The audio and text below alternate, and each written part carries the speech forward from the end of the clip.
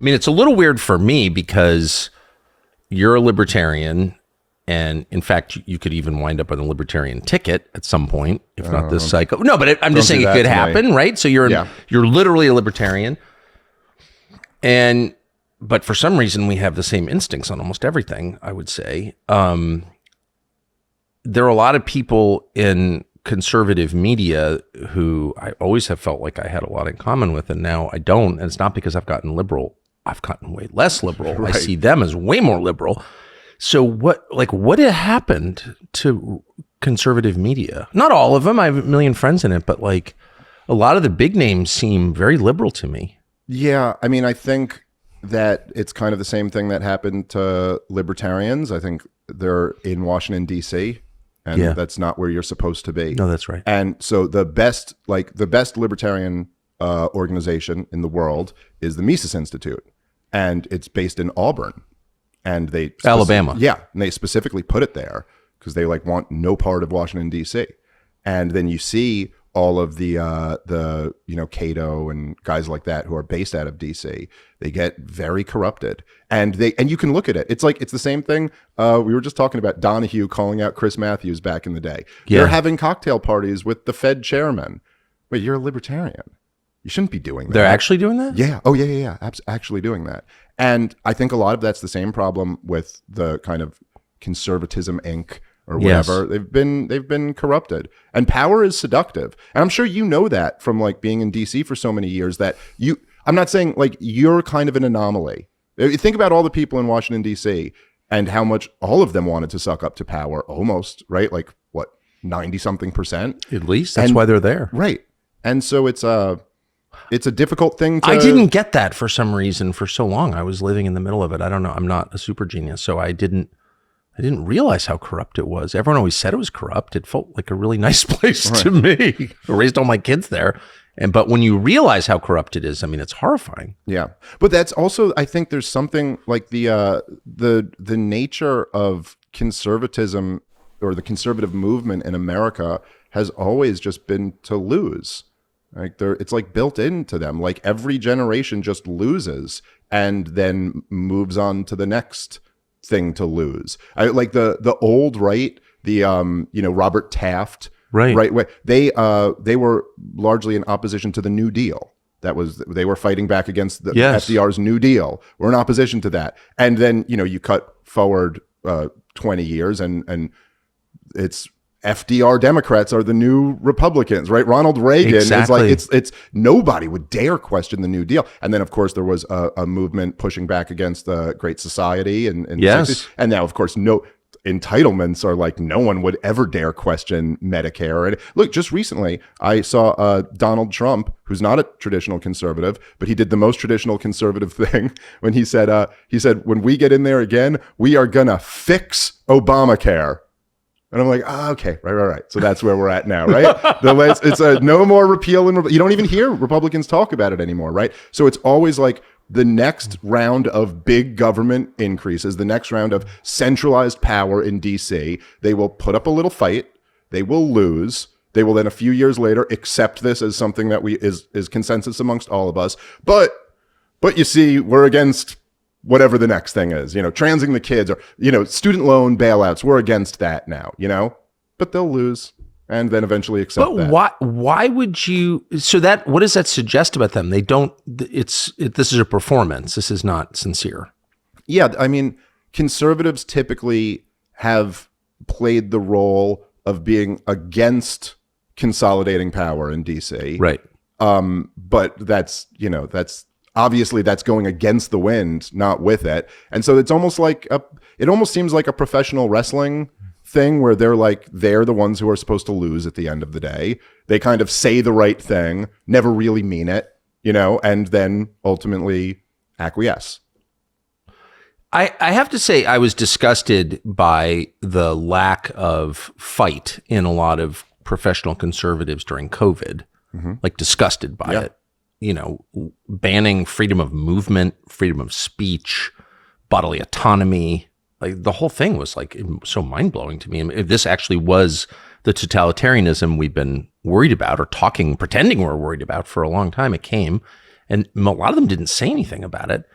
But I was totally bewildered by the libertarian response, which was also kind of silent. I thought Cato would be, I don't know, camped out in front of the White House or the CDC or like what was that? Well, it shows you. I mean, it's well, just and because you use the word totalitarian, and I think sometimes when you use that word, it's perceived as like being somewhat hyperbolic, but it's really like, what else could describe lockdowns? Well, that's what I thought. That is totalitarianism. You had American citizens turning on their TV every morning to find out from their governor what they were allowed to do. Well, today. exactly. Like, I mean, the most you couldn't imagine. Like, if the question was like, "Can I have a funeral for my dad?" And they're like, "Sorry, no, we've decided you can't." You know, I mean, like the most intimate details. Yes, liberties that we would all have taken for granted.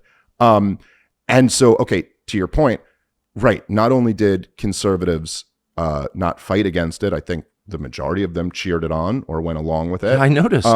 And as far as the point about libertarians, there are kind of like, there are these moments, and I know you experienced this a lot when you were on your Fox show. There are these moments where there's like a storm, where there's something's like a white hot issue, you know, yes. And it becomes very easy later after that passes to be on the right side of that. Yes. Like everyone's on the right side of Iraq now. You know what I mean? John McCain wrote in his memoir that Iraq was a mistake. So even John McCain could admit many years later. But the thing is, that doesn't really matter as much as if you were opposed to it when it was happening. Because like in 2002, if you were like, hey, I don't think he has weapons of mass destruction, everybody knew that, well, that just means you're a queer, basically, you know, and you hate your country and you're weak and so, there's little things, the example I like to use a lot, because I remember you broadcasting through this, so you'll remember it well. But was when Donald Trump announced that he was going to pull out of Syria, and for like 2 weeks, it was like, the Kurds, remember? We're abandoning the Kurds, but our allies, the Kurds. Like, by the way, if there's ancient allies, the Kurds. Yes. If there's one thing that has been consistent in American foreign policy in my lifetime, is that we always screw over the Kurds. But for whatever, of course. They don't have a state. Of course. Yeah. I mean, George H.W. Bush encouraged them to rise up and overthrow Saddam Hussein, and then went, nah, I thought about it again. I don't think so. Saddam Hussein just slaughtered all. But why am I laughing? It's such it's such a consistent theme.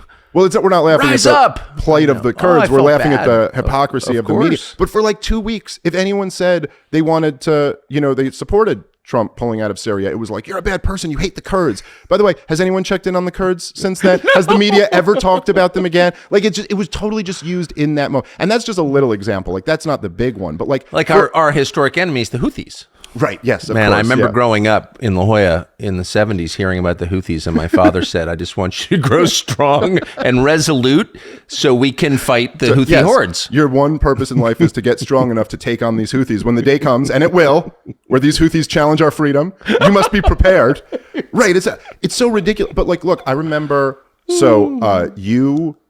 was it might have been April or May of 2020. But I remember you covering on your show, and I also covered this on my podcast at the time to a smaller audience, but you covering the lab leak. Yeah. You were like, hey, this is a really like plausible theory of where, and in fact, it seems to make a lot more sense. Because already there was, it's not that we had like a conclusive case that you could take to court, but there were like big pieces of information that were really narrative shattering. Well, and there were also the bats weren't close enough to where the wet markets were. Well, also were. A wet market is a seafood market. So why were they selling mammals in a seafood market? Pangolins and bats. And then there was a group of Chinese researchers who in December and January of 2020 wrote this paper. They said, no, we think this was a lab leak. And then they all disappeared. Yeah. That was on the internet. And there were like 4 scientists from the lab that were hospitalized in November with COVID-like symptoms. And you were like, that's, I don't know, my eyebrow is raising. Is yours not raising? But at the time, this was, and I know you were aware of this was a crazy controversial thing to say. You were... What, racist? I think I was racist. Somehow it's more racist to think that the Chinese had like a lab than to think they were like biting bat heads off or something. Like, it's so bizarre. Pangolins? Yeah. But by the way, now, as I say this to you now, this is not controversial at all. Oh, I know. This isn't a white hot issue. It was then, but it's not now. And so a lot of just what, back to your original point about like the libertarians who failed on the job, a lot of it is simply comes down to be a matter of courage. It's just a matter of like, hey, when the issue that might make everyone hate you and all of the powerful people call you the worst names, which naturally human beings have a tendency to not want that. We don't want to be ostracized. You don't want to be called these names. Right. There's some people just kind of have this personality trait. And this isn't like whether you're on the left or right. It's something that you have. It's something I have. It's something Alex Berenson has. Yes. He's kind of like, I don't care. I'll say it right now when it's going to get me called all of these names. Well, it really is. I remember about 15 years ago, it was in July, and I was in Maine, and my kids were playing on the dock, and it was like the happiest day. You know, it was like perfect bluebird day, the sound of laughter of children. It was like I was like, oh, I was in such a good mood. And I was looking at my kids and sort of walking along, and I stepped on a beehive, and a whole swarm of bees flew up my shorts and just attacked me in my nether regions. And I went in about, no exaggeration, 10 seconds from being placid and happy to being in agony and on fire. And I jumped in the lake, wrecked my cell phone. That is the experience of these hysterical moments. Right. Where all of a sudden, it's like being stung by a swarm. Everybody's against you. Everybody's saying exactly the same thing. You go from like placid, happy, calm, clear thinking to totally unable to think clearly. And on all these issues, the day Navalny died in custody, Russian custody, it's like we decide, of course, Putin killed him or whatever. And to be able to see and think clearly in that moment, like that's the key right there when you're getting swarmed. You may have come to the obvious conclusion that the real debate is not between Republican and Democrat or socialist and capitalist, right, left. The real battle is between people who are lying on purpose and people who are trying to tell you the truth. It's between good and evil. It's between honesty and falsehood. And we hope we are on the former side. That's why we created this network, the Tucker Carlson Network. And we invite you to subscribe to it. You go to tuckercarlson.com/podcast. Our entire archive is there. A lot of behind the scenes footage of what actually happens in this barn when only an iPhone is running. tuckercarlson.com/podcast. You will not regret it. Who's the guy who is the he was the science editor for the New York Times at Wade? Nicholas Wade, right? Yeah. I mean, that guy was like Nature and you know, like all of the biggest scientific publications was the New York Times guy. Yes. And it's like that, you're done. And they called him a racist. Yeah. And it's not just like, oh, you lose your job or something like that. Yeah. It's like we're going to smear you in the most vicious ways to like all of these, and we're social creatures. We naturally respond to that. But how does that happen? Well, like you've watched this carefully. How? I mean, it's speaking of bees, it is the hive mind at work, but it's so like perfectly and like with great discipline executed. It's like in a space of 4 hours, the entire machine turns on one guy and destroys him. Like how, what is that? You can see why people come up with conspiracies to explain that, right? Sure. Yeah. And they are quite possibly right. I mean, I don't know exactly what the conspiracy is, but it is quite possibly is one. But no dissent at all. Yeah. But then my thing is just that I do think, and I think this is something I've benefited from. I know this because I hear this back from my audience a lot, that it's like, oh, when you were right on those issues, when it really mattered, you kind of gain credibility. Well, that's right. And I also think that, like, you know, let's say there's like, I don't know, like a right wing or conservative commentator who's telling you how you have to feel about the new storm right now. It's like, well, just tell me, how did you do on the last 3 storms? You know, like were you telling dopes to get the vaccine? Were you telling everyone to be socially distanced? Or were you like on the right side of that? Where were you on Ukraine? You know, were you saying that like, oh, you know, like they can win or whatever the story is? You know what I mean? Like it's, and I do watch a lot of people who got everything consistently wrong. It's the same way as the neoconservatives, right? Like, even if, I mean, I hate them so much. It's hard to speak about them like with any type of sense of fairness. But how do you, listen, let's just say you got 6 wars wrong. And you were wrong about every single one. Like, let's just say you were for the war in Iraq, and then you were for, you know, regime change in Afghanistan against the Taliban, who did not attack us. And then you were for overthrowing Gaddafi, and then you were for overthrowing Assad, and then you were for backing the Saudi war in Yemen, and like all these things, and it's just nothing but disaster. Every one of them. Okay. But then you're going to come out and confidently be like, and I'm for this next war. And let me tell you why you have to be too. And you don't have like enough just like you don't feel humiliated enough that like you couldn't come out. Even if you were for this, you'd be like, man, I really think we should fight this war, but I can't come out and say we should fight this war because the last 6 times I said it, it was nothing but a disaster. But the same people who were like, you see, Tucker, when we overthrow Saddam Hussein, democracy will sweep the region. And you see, we're going to be greeted as liberators. We won't be fighting off a 20-year insurgency, you see. They'll greet us as liberators because they love us. And then democracy will sweep the region. And then Iran will lose influence in the region. And then Hezbollah will start being nice to Israel and like all these grand predictions. And every last one of them, it'll be paid for in oil. Do you remember all the things they used to say? Well. I mean, it's a cakewalk. It's a slam dunk that he has weapons of mass destruction. So every single one of these things you were wrong about. You get to now be the person advocating the next one. But you wouldn't ever allow that kind of behavior in your children. You can't let a lie stand. Kids lie, you catch them lying. And the whole point of the exercise is to get them to admit to your face, yes, I did this. No, I won't do it again. Right. Like that's an integral step, right? You have to go through that or else you don't improve as a person.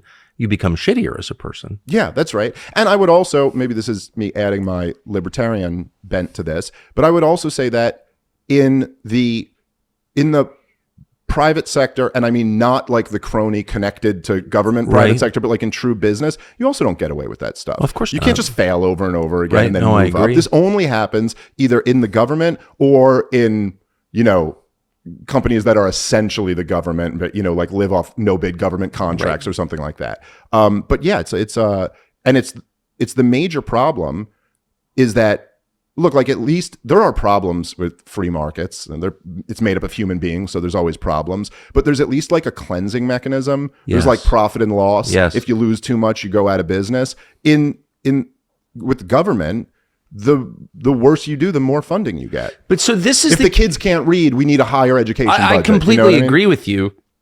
And for all I piss on libertarians, and of course I was one for most of my life. I'm going to bring you back. Give me time.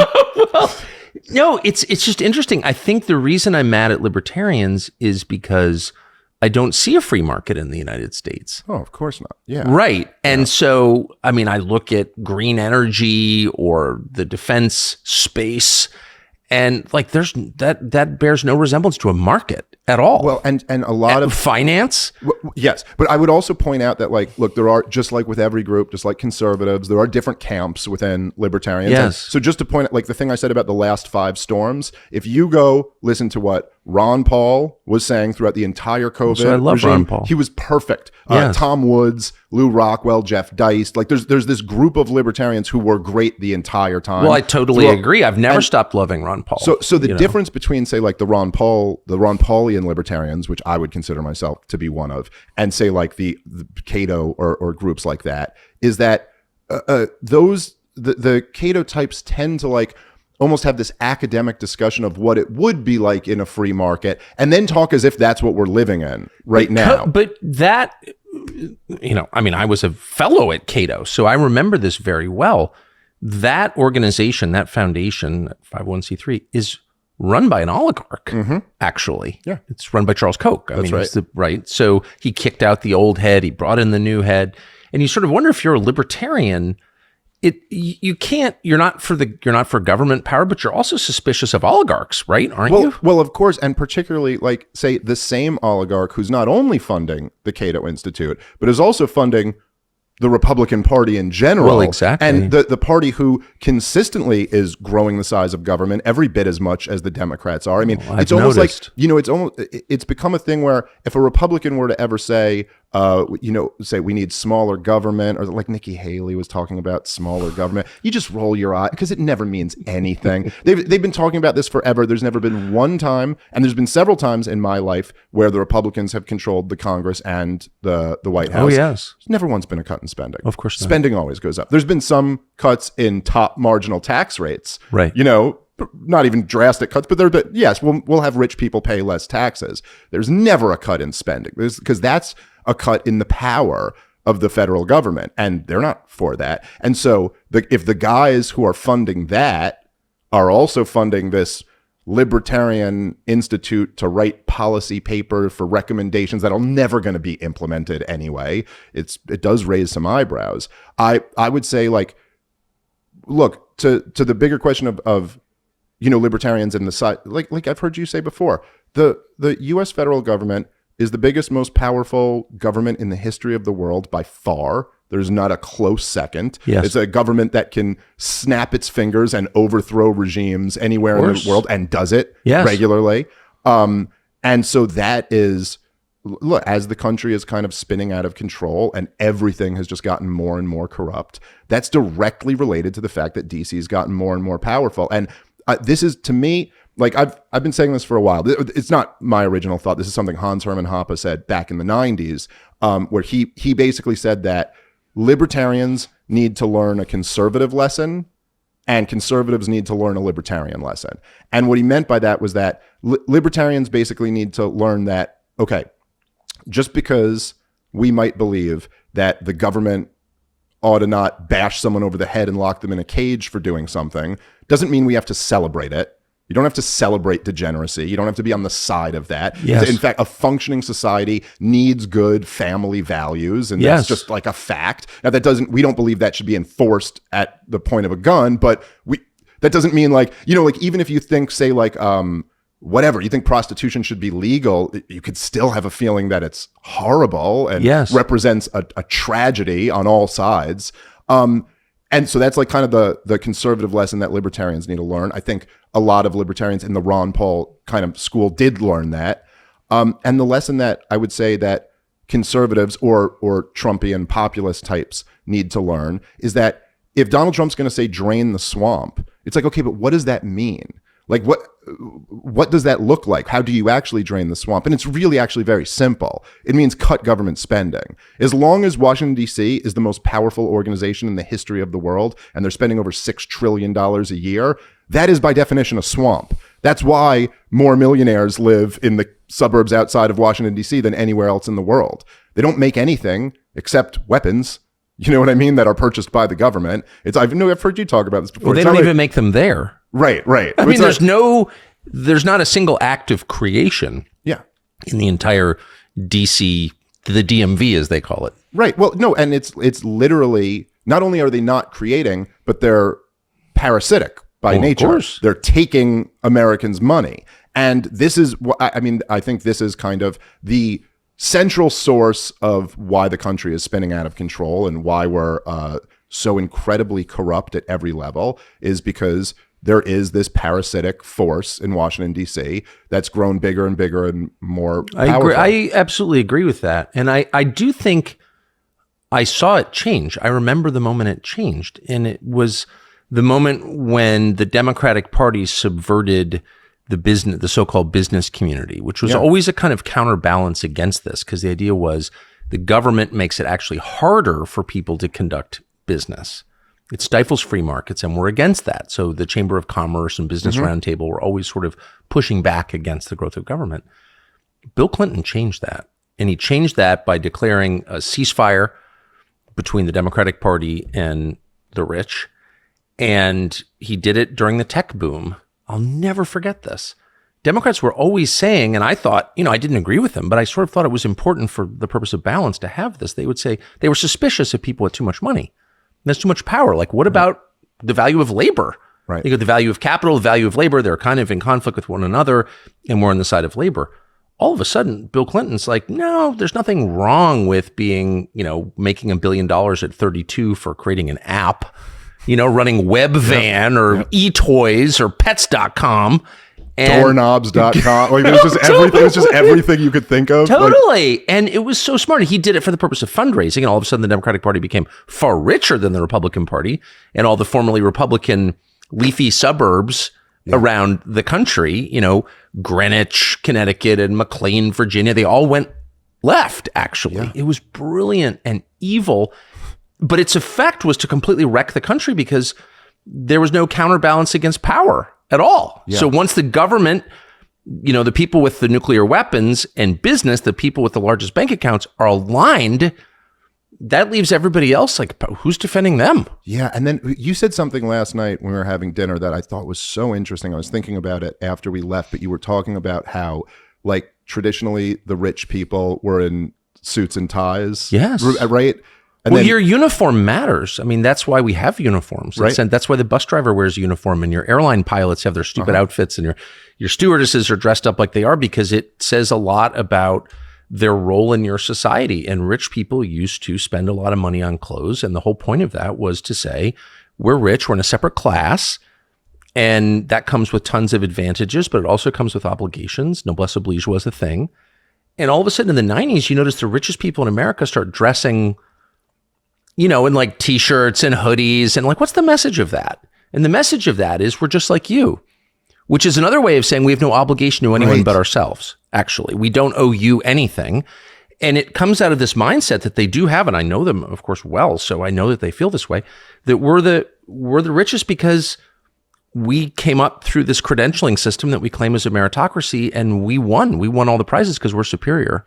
It's something. It's so fascinating. This is why I don't like chess and why I prefer backgammon, because backgammon has probably 30 or 40% of a luck element to it, just like life. Right.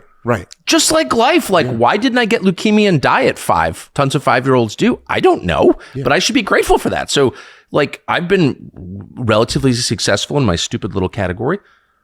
That's not all my doing. Like, be magnanimous about it. Well, this is why I was thinking about that, because I think it's such a good point, because there is something kind of counterintuitive to it where you'd be like, oh, but if they're dressing like the people, then maybe they'd feel more connected to the people. No. But in fact, it's actually the opposite, because it reminds me in a way, this is what I was thinking about literally last night in my hotel. I was thinking about you making this comment, and it was reminding me of when the lockdowns first started, and there were all the celebrities would come on and be like, we're all in this together. And you're like, Ellen DeGeneres, you're in a mansion. You're not in the same situation as a guy. There's a guy out there who's got 3 kids and makes $60K a year, and was just deemed non-essential. And he is like terrified about the future of how he's going to support his family. And Ellen's sitting here, and her message is, we're all in the same boat, man. Like, we're all in the same. I know one of my servants got COVID and couldn't come in today, so I only had a team of 5, And you're like, so in a sense, you're like, while the message is we're all in this together, and that kind of superficially sounds like a nice message, it's actually the worst message. A much better message would be to acknowledge that I'm not in the situation that you're in at all. That for me, it's actually fine to be locked down. But if you're in the leadership class, you have, and I mean, I've been in it my whole life, I know, you have a moral obligation to admit it. Yes. Because once you admit it out loud, then you realize there are, massive benefits to it, but there are also massive obligations to it. They're shirking their duty. That's right. That's what they're actually doing. And that's actually the opposite of being noble. It's fraudulent. It's disgusting. Yes, and it's a lie. Your whole thing is based on a lie. Disgusting. It's Sam Bankman-Fried. Of course. Right? Oh, I just drive like a shitty little Toyota. It's like, oh, actually, you're defrauding. Michelle Obama goes to Princeton for free. Yeah. And has been in the ruling class her whole life. Yeah. And she's still lecturing you about how she's a victim of racism. Hillary Clinton, exact same thing. Goes to Wellesley, spends her entire life in the ruling class, and she's still whining about how she's discriminated against. Why are they doing that? Yeah. And did you ever see, they'll have like pictures of side by side, but it'll be like pictures of like Jimmy Carter's house and Obama's house. Exactly. And it totally represents something about the like corroding of our soul. That you're like, we would allow people who call themselves public servants, which of course is ridiculous, they're not, but still, they don't even have to pretend to keep up a facade of that. Like, you get to live in this insane like mansion off what? Because you were president and you get to cash in on that now? In a white neighborhood, you should be required to live in the hood if you're Barack Obama. And if you're using that card. Use that card. The only reason you got elected was because of your race. You spent your entire 8 years inflaming race hate in our country. And then you go to Martha's Vineyard, the whitest zip code in the world? Not allowed. Yeah. You're not allowed to do that. Well, it also, I mean, it did so much damage, his inflaming racial hatred. And I'll say after, Barack Obama's campaign in 2008, first of all, it was just leaving how you feel about the guy aside, it was an amazing campaign. It was unlike anything that had ever been run before. It was genius. Yes, it was totally brilliant. It was now, of course, it wasn't what they presented it as. It wasn't like a grassroots campaign. He was approved of by the powers that be. He didn't just happen to, as a junior senator, get like a primetime speaking slot in 2004 where he gave that speech. He wasn't even a senator yet. Was he a state senator still at the time? That's when I first met Barack Obama. Yeah. Walking down the street, smoking a cigarette in Boston on my way to dinner at the Palm. I'll never forget it. And I met him and Jesse Jackson Jr. They pulled over to say hi to me. Really? I'd never heard his name, and I covered politics for a living. Right. And he gave the keynote at the end of that week. That was Sunday night. He spoke on Thursday. And yeah, he was not a U.S. senator. Right. That was the campaign. It was great. It was absolutely crazy. So it was clearly kind of orchestrated by some powerful by people. the Pritzker family, of course. But listen, the speeches that he gave, and much of the message. First off, there's probably a lot of things that I would have agreed with him that he was running on. I agreed with a lot of things George W. Bush ran on in the year 2000. Well, I'll tell you what I agreed with. They turned around and didn't govern like that at all. Let's sort of like elect the black guy and get past the race stuff. I loved that. Well, especially because that was his message. That was his message. And let's get past the race stuff. I love that. He goes, there was a broader, more unifying thing. I mean, I remember because he was such a powerful, like public speaker. I mean, he never really said anything, but it would still be beautiful. Yes. I remember in his acceptance speech at 2008 at the DNC, we had this whole line where he was like, I love this country, and so do you, and so does John McCain. The men and women who have fought for this country have been Republicans and Democrats and independents, but they fought together and died together, not defending a red America or a blue America, the United States of America. And it's like, and then it's like, he didn't really say anything there, but but it was beautifully put. I'm 100% for that. Yeah, the message was great. And look, he also was very critical of the George W. Bush administration's excesses, and I'm going to end the war in Iraq. I'm going to reinstitute habeas corpus. We're going to end torture.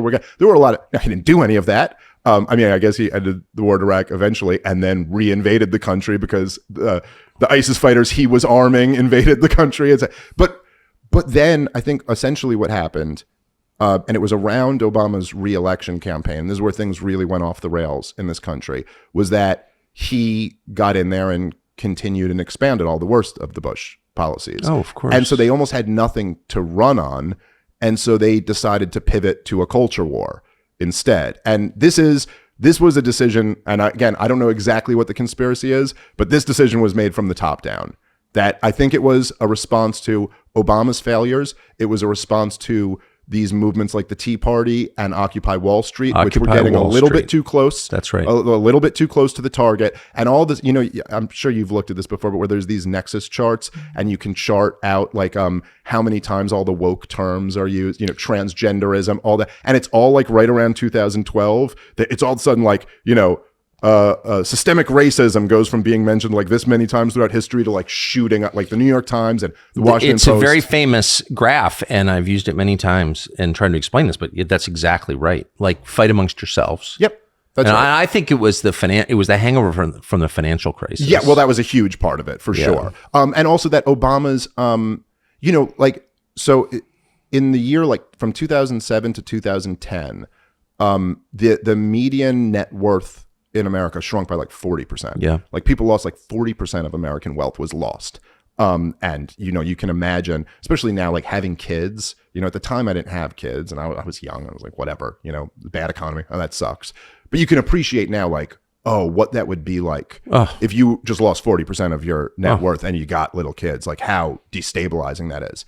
And Obama's solution to this, right? The Obama recovery was, it was record high government spending and record low interest rates. This was right. This was the solution. This is how we're going to save the economy. We're going to bring interest rates down to zero. And so we're going to bring government spending higher than it's ever been before at that time. And so you can say on paper, there's a little bit of a recovery here, but what really happens in that environment? It's like all the politically connected people in Washington, D.C., they make more money, and the speculators have a field day because now everybody in Wall Street's making more money because you have to invest now, right? Because you're losing money if you just save. And so this ultimately is what built. Then they throw the culture war in there to, like you said, fight amongst yourselves. And the result of that was Donald Trump. The result of all of that was the condition for Trump. Zero interest rates, that had a greater, I think, negative effect on the country than any war we've ever fought. For one thing, it just, asset prices ballooned. Yeah. I mean, this is fake. Everyone knows what happens over time. with free money, the money becomes worth less. And so there's a rush to assets, and now you can't buy a house. Right. That's right. And then the boom is always followed by the bust. And so you have all of this malinvestment because the way it works, and this is where Austrian economics, which I've heard you disparage. No, I have never disparaged. I'm just mad about the results. But it's not a result of Austrian economics or libertarianism. It's a result of abandoning all of that, right? I agree. So but look, the basic thing is that like interest rates are a price. They're a price just like anything else. It's the price of money. Of course. It's the price of borrowing money. And so just like every other price, there's information given in these prices. So if steel becomes very, very cheap, that gives information to a businessman that like, hey, we're producing a lot of steel very easily now. Right. If you wanted to do a project that requires a lot of steel, now's the time to do it because we're producing steel. Now, that works when you have real prices because, there's a big production of steel. So you can, but if the government just came in and said, we have price controls and we insist that the price of steel is very, very cheap, what's going to happen is people are going to start building projects with steel and then realize we're out of steel pretty soon because it wasn't a real signal. Exactly. So what happens I agree. when you make interest rates zero for a decade, it's a signal for people to say borrow money when they wouldn't have otherwise borrowed. Like maybe you wouldn't borrow if rates were 8 or 9%, but at zero, this is a good time to borrow this money. But again, it's a fake signal. We're borrowing all this money. So maybe I am a libertarian because I got all kinds of advice from, I'm not sophisticated at all with money, but all kinds of advice, borrow money, it's free. And I never did. Yes. Not $1. Yeah. Well, it's a really bad idea. I feel like the amount of debt that people carry is the untold story in the United States. And I don't know why we're like in favor of the credit card companies or people who are getting rich from that. It's just bad. Having a lot of debt is bad. I don't know why. That's like, if you say that, by the way, that's considered super radical, but like, why is that radical? Well, yeah, I think about the idea that we have all of these policies designed to get people to gamble their life savings. Like, why would You're we encourage penalized that? for not carrying debt. Yeah. When I made money not that long ago, when I was like finally could pay off the first thing I did was pay off my mortgage. That's the first thing I did. Yeah. And my college roommate, who's really much smarter than I am, has made a ton of money. He's like, that's crazy. You have to pay, I forgot what it was, but like you lose the tax shield. And it was like 18 grand. I had to pay $18,000 a year for the privilege of not being in debt to a bank. Yeah. What? Yeah. And that the system is like artificially designed to be that way. You know what I mean? That it's like, these are the tax laws that will encourage people. And also, but you're penalizing me for not being in debt? Yes. Like that's who wrote these laws? Look, think about what the income tax is. They penalize you for working. I mean, it's a crime to work. The punishment is a fee. The more productive you are, the more punishment you get. So let me ask you this question as an Austrian economist. Why the disparity between the tax on labor and the tax on capital? Well, because that's the rules that the government made. Okay, right? So, let me say, right, because I think you're totally right about this, right? That it's like, look, I've heard you talk about this before. So like if the capital gains tax is 15%, but then someone working pays 30%. So like, what are you saying? We would rather people be But so here's the next level to that. This is all I think that you're missing in that. Because I think you're completely right in your critique of that. But okay, so if we were, let's say, to fix that disparity, there's basically two ways we could do that. One would be to raise capital gains taxes up to 30%. Okay, so the result of that would be that I guess we would disincentivize certain types of investment. Maybe the government, let's say it works out perfectly, and we are able, like the people on Wall Street don't have an army of tax lawyers and accountants who can get them out of this stuff as they always end up doing. So then DC gets more money. So then the corrupt, most powerful government in the world gets a little bit more money. They will then leverage that to borrow 3 times as much and just saddle us with more debt. Of course. It will go to politically connected cronies, right? However, let's say the other option to that is we could lower individual taxes to 15% and now give every working family in this country a huge raise. A huge raise that they would really appreciate. Strongly. So that's all I'm saying. You're right about the discrepancy there, and it's totally corrupt. But it's like, what's the solution to that? Well, the solution is, look, if you tied them legislatively and just said, they're going to be the same. The tax on capital will always be the same as the tax on labor. Then the average person, and which includes me, I don't have any investments. I just work on my salary, right? So like most people, the average person would benefit from the lobbying power of Wall Street. Right.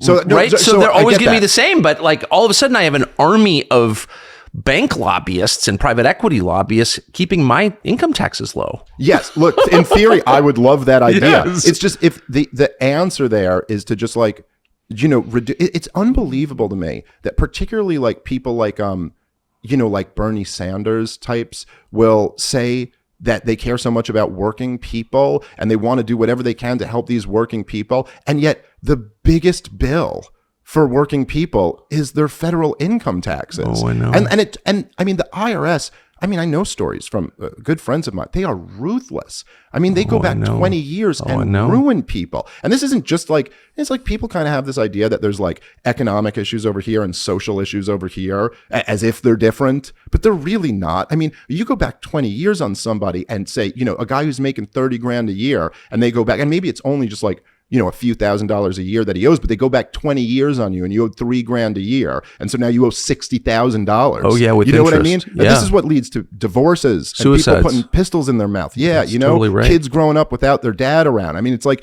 these things are interconnected. And you see that just over the last few years with the price inflation, how bad it's been. I mean, like this ruins people. So why isn't that a news story? I don't understand. If everybody, I mean, and I will say, because of my age and income, I'm a little cut off, but I try not to be cut off. And people I talk to, they all complain about grocery store prices. Yeah. Like a lot. And they're shocking, but I never hear anybody say that.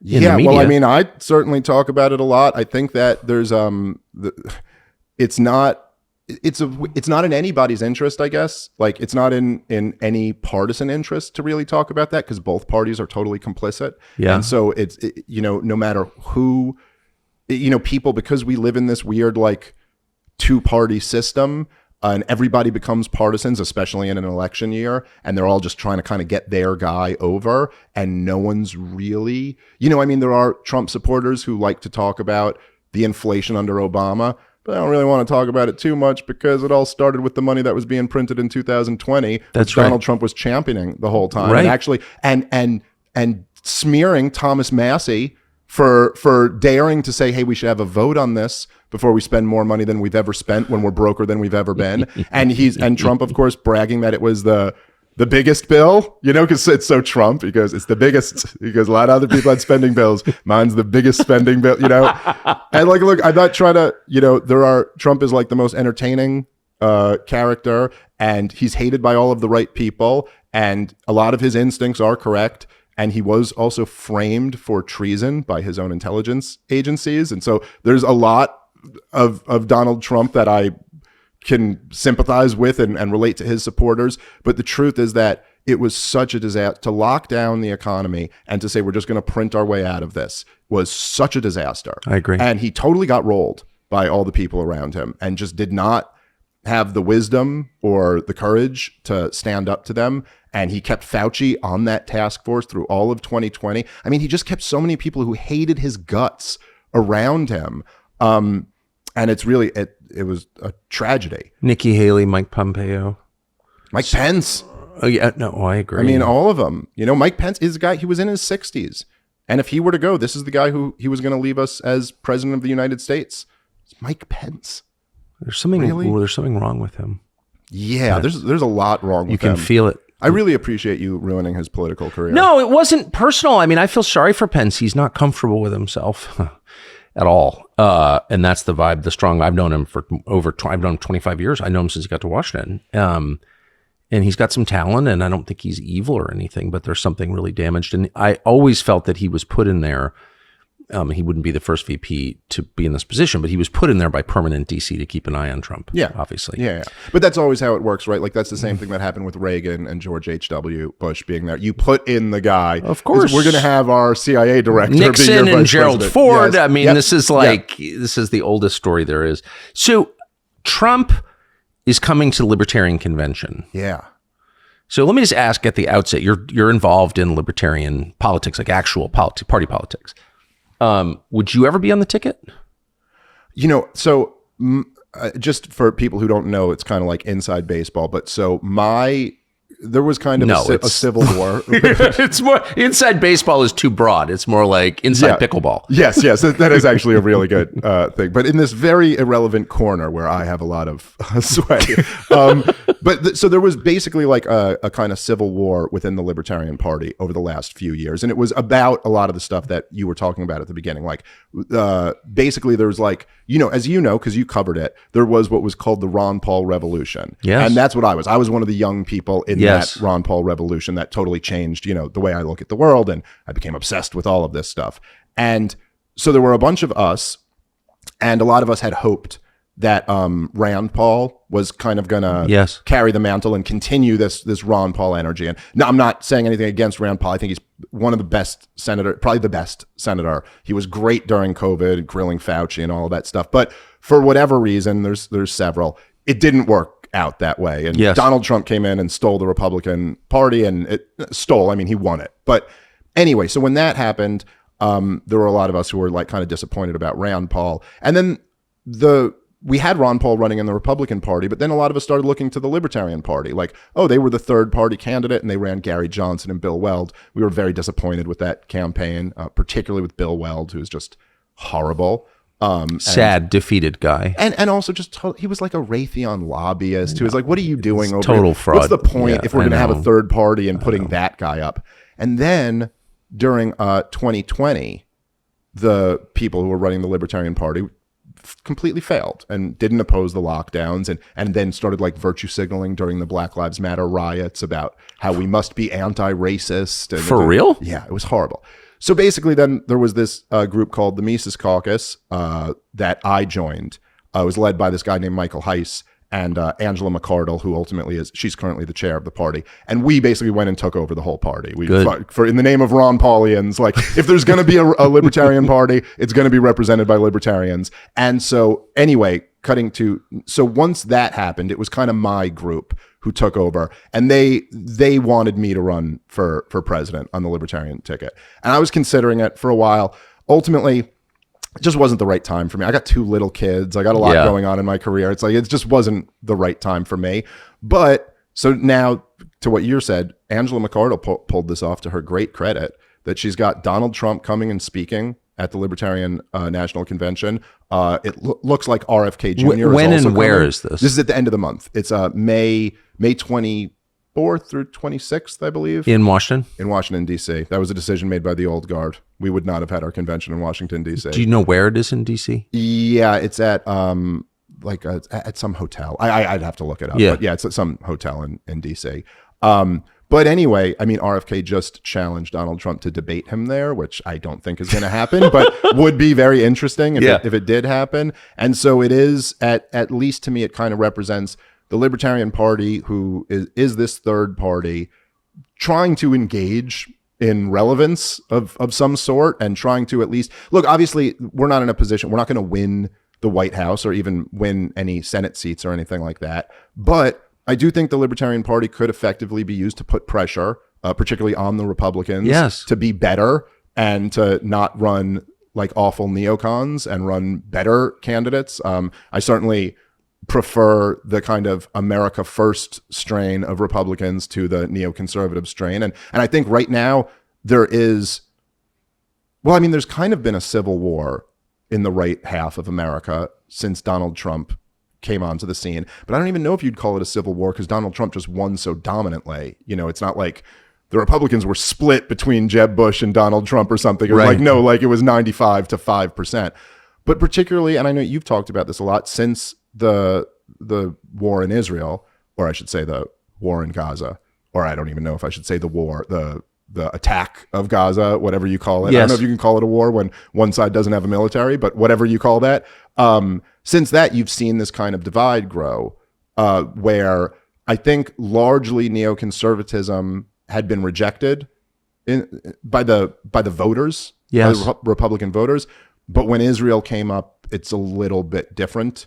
I don't know exactly. Well, neoconservatism is like chicken pox. Like, you think you defeat it, and then when your defenses are down, it comes back as shingles. You're like, oh crap, they're Democrats now? Jesus. No, but it's true. How does that come? It just lays dormant. It's always there. Yeah. But when it comes back in its second iteration, when it manifests again, it is disabling. And that's what we're watching. Like if there's one thing I wanted to help do, it's get rid of that worldview, but it seems stronger than ever.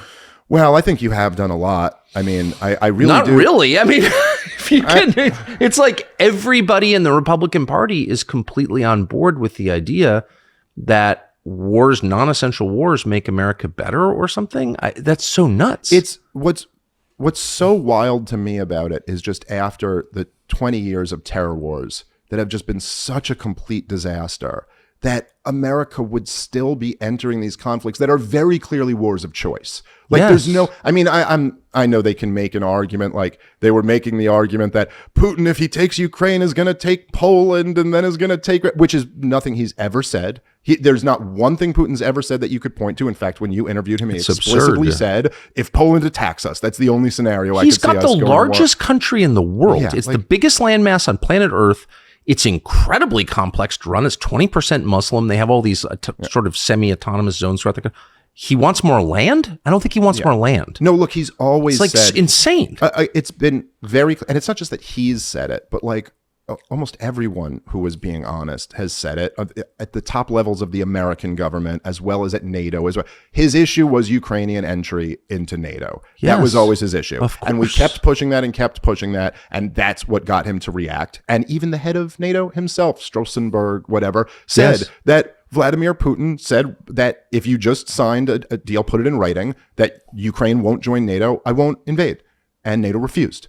And so he invaded. But is there a single news story even now that doesn't describe almost like it's like a block text in the computer program, the unprovoked invasion of Ukraine? Right. They always have to say that. There's never been a more provoked invasion. Well, I mean, they did it on purpose. They pushed Russia to invade Ukraine. Well, obviously. Let's just say, I mean, like, let's say we had a fairly pro-American government in Mexico that and Russia wanted to get them to do an economic deal with them. And then we were trying to convince them not to do that economic deal, but to do an economic deal with us. And ultimately, we convinced them that they're going to be in an economic partnership with us. And so then Russia came in and overthrew the democratically elected government and installed a pro-Russian government. And then that led to a civil war where 15,000 people died. And like the pro-American side was getting, you know what I mean? Like, would you go, it was so unprovoked. Like, yeah. And then Russia said, we're going to get Mexico to join our defense alliance and we're going to put missiles in Tijuana. Right. Oh, and no, by the way, that had been floated out for years. And in fact, in 2008, we had formally announced that Russia had formally announced that Mexico would be joining their military alliance. Then we went, I'm sorry for people out there. You're right. It was a totally organic uprising, Maidan Revolution. Victoria Nuland happened to be in the middle of it, handing out sandwiches. Don't let that, like John McCain, and they were going there a lot. And like, yeah, sure, it was Soros-backed NGOs that were funding it, but whatever. It was a totally organic movement, and so, yeah, no, it was a series of provocations, very unnecessary ones, and not just ones that like libertarian doves like me or something like that were against, but what George Kennan, the Cold Warrior, right? The founder of the containment strategy, what he said, which is a great piece with him and Thomas Friedman in the New York Times, and I think it was in 1999. And he laid it out right there when we first started the first round of NATO expansion. And he said the people advocating this expansion are going to keep advocating it until there's a Russian response. And then when there's that response, they'll say, see, this is why we were right to expand NATO. But that's all wrong. Obama even made noises that suggested he understood what you just said. Yes. Well, he refused to send weapons in to Ukraine. I mean, he was there when Yanukovych was overthrown, but he wouldn't send the weapons in. And then Trump ultimately did. And I think, that was the big scandal about Ukraine-gate, right? Was that Donald Trump kind of did this, kind of like a very Trumpian kind of gray area thing where he's like, I'd really like you to investigate the Bidens. Maybe you don't get these weapons if you don't investigate the Bidens. Now, the reason why that was so ridiculous to impeach him over was because it was totally legitimate to want to investigate what the Bidens were doing in there. By the way, it was very corrupt involvement in Ukraine. But that being said, what no one ever talked about in the story was that Trump caved. Of course. Didn't get the Biden investigation and gave them the weapons. And that was the other reason why the impeachment was so ridiculous, because there's no quid pro quo when you don't get anything for anything? You know what I mean? Like you could argue it was an attempted quid pro quo, you know what I mean? But he never got anything, but he sent the weapons in. And I do think part of this, and this was the really, effective, the way that the intelligence agencies really won was that, because a lot of people would look at it like, okay, so the Russiagate was an attempted deep state coup. And essentially it was, Andrew McCabe admitted on 60 Minutes that they debated at the Justice Department invoking the 25th Amendment. And then they ultimately settled on a special prosecutor. Like they were trying to overthrow the guy. But so on the surface, you could say, oh, it failed. It failed. But, in another sense, Donald Trump explicitly ran in 2016 on détente with Russia. Yes. Like, let's work with Russia. Let's work together to kill the terrorists. We all don't like terrorists. Who cares about overthrowing Assad? That's not in our national interest. Like, who cares? So let's be friends with Russia. Let's get along with them. And then when you're being called a Russian spy every day on the news, and, then when he went to Helsinki and said, I believe Putin. I don't think he interfered in the 2016 elections. By the way, there's still never been a shred of evidence presented that he did. They've got like one company that they claim had Russian IP addresses because no one can fake an IP address. It's like the most ridiculous claim, who was once at a party with Putin or something like that. They've nothing. And so Trump just said, yeah, I agree with him. And they were like, so you don't trust your intelligence? Everyone was freaking out so much that it got to a point where he couldn't have made a deal with Russia, because if he had, that would have just been proof, right? Like imagine in that environment when Trump-Russia collusion was being said all day long, if Donald Trump had made some deal with Russia, it'd been like, see, proof. He's a Russian puppet. And so Donald Trump, I think, went out of his way to prove what a Russian puppet he wasn't. It was like, here's how much I'm not a Russian puppet. I'll send weapons into Ukraine. Well, and that happened on a bunch of different issues, unfortunately. Yeah. But the problem, I would say at this point is, like, the desire to go to war with Russia has been pretty much the animating thought in our foreign policy establishment for over 20 years. Yep. So now we actually have a hot war with Russia. We are conducting a war against Russia using our proxy Ukraine, totally destroyed Ukraine in the process. We're losing that war. So Ukraine's not going to win. I don't see how Ukraine. Right, it's impossible. So what happens when that becomes really obvious that all we've achieved is destroyed this country and killed 1 million of its young men? And like, how does the State Department and the Atlantic Council and the Aspen Institute and Joe Scarborough and the whole sort of blob, like, how do they respond to that? I'm sure. Look, I think basically it's over. And I don't think anyone even, this latest round of funding is just, it's an election year and Biden's trying to kick the can to not let this fall right now. You know what I mean? Be totally obvious. Well, also, it's easier to steal the money when it's out of the country. Yeah, well, that's for sure. That's for sure. We have no idea where all this money has been going, but we know Ukraine is a totally trustworthy government. No corruption there.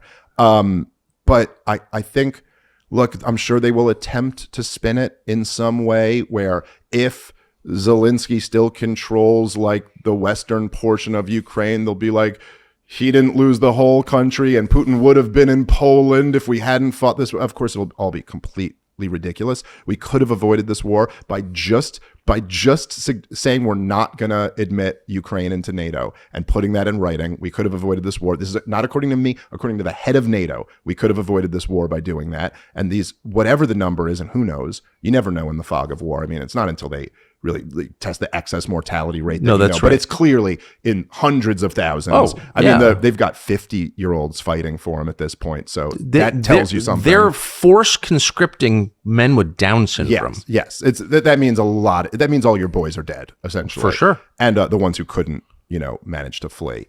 And so, yeah, it's a total disaster. The incredibly dark irony of it is that all the people like cheering on Ukraine have just, as John Mearsheimer said in 2014, which aged very well, unfortunately, said we're leading Ukraine down the primrose path.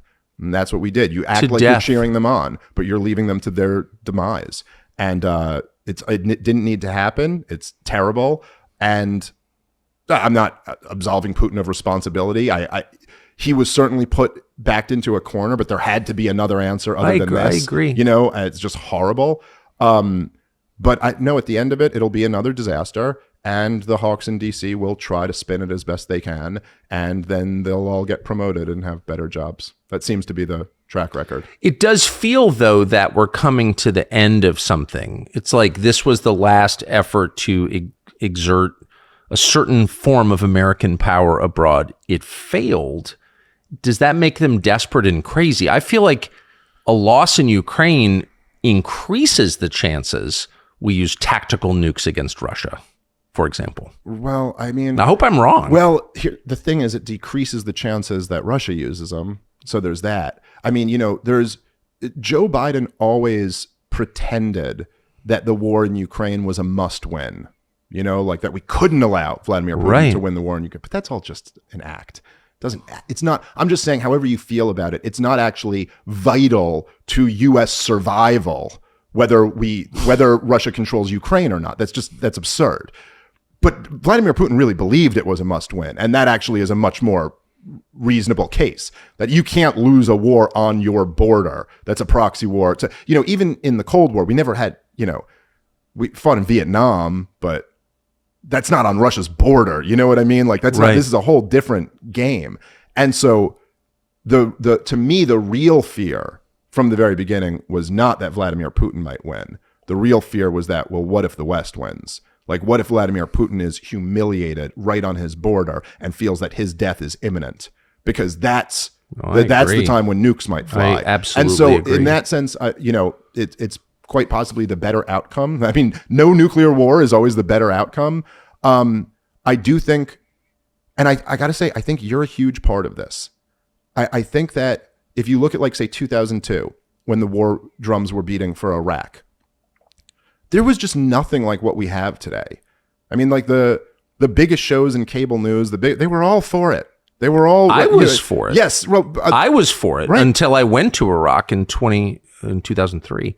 I immediately apologized. I would say in my defense. What is it what about the trip made you change your mind? Oh, I was so shocked by the whole thing.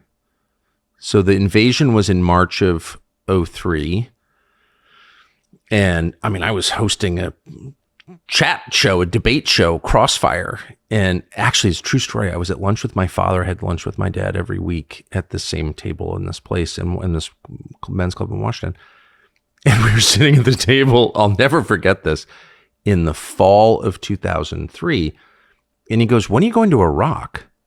And I was like, I don't know. I don't plan to go to Iraq. I've got a daily show I have to host. He goes, oh, so you're a journalist and there's a war, but you're not going to cover the war? And I was like, no, I've got, like 4 kids and a daily job. He's like, oh, but you're just kind of sit this one out. And he like shamed me into it. It's a true story. He was like so unimpressed that I wasn't going to see it. And I was like, okay, you're right. I should go. So I went. I took leave of my show and went for a couple weeks with some friends who were contractors, defense contractors, all military guys. A buddy of mine called Kelly McCann and a bunch of Bill Frost, all these really impressive contractors. And we went to Iraq. And the first thing that happens, we got to Kuwait, we were going to fly in, and the insurgency shot down a DHL plane coming into BIOP, or the Baghdad airport. Right. And so we couldn't fly in. I was like, so we've occupied the country now. I went in December, early December. So that was, 9 months. And we had at least unequivocal victory over Saddam, right? He was hiding in fact, he was captured in Tikrit the day I got there. So we had just won. And we can't control the airport? Right. So then we drive in from Kuwait, immediately got it was out of control. People were shooting. It was chaos. It was full chaos. And then we stayed outside the green zone for in this house that they had rented. And one night I'm sitting on the roof on a sat phone trying to talk to my wife back in Washington, taking our dog to the vet.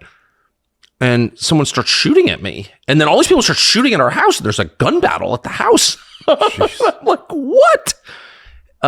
Do you have a gun when you're over there? Oh, absolutely. Okay. I almost got fired for it.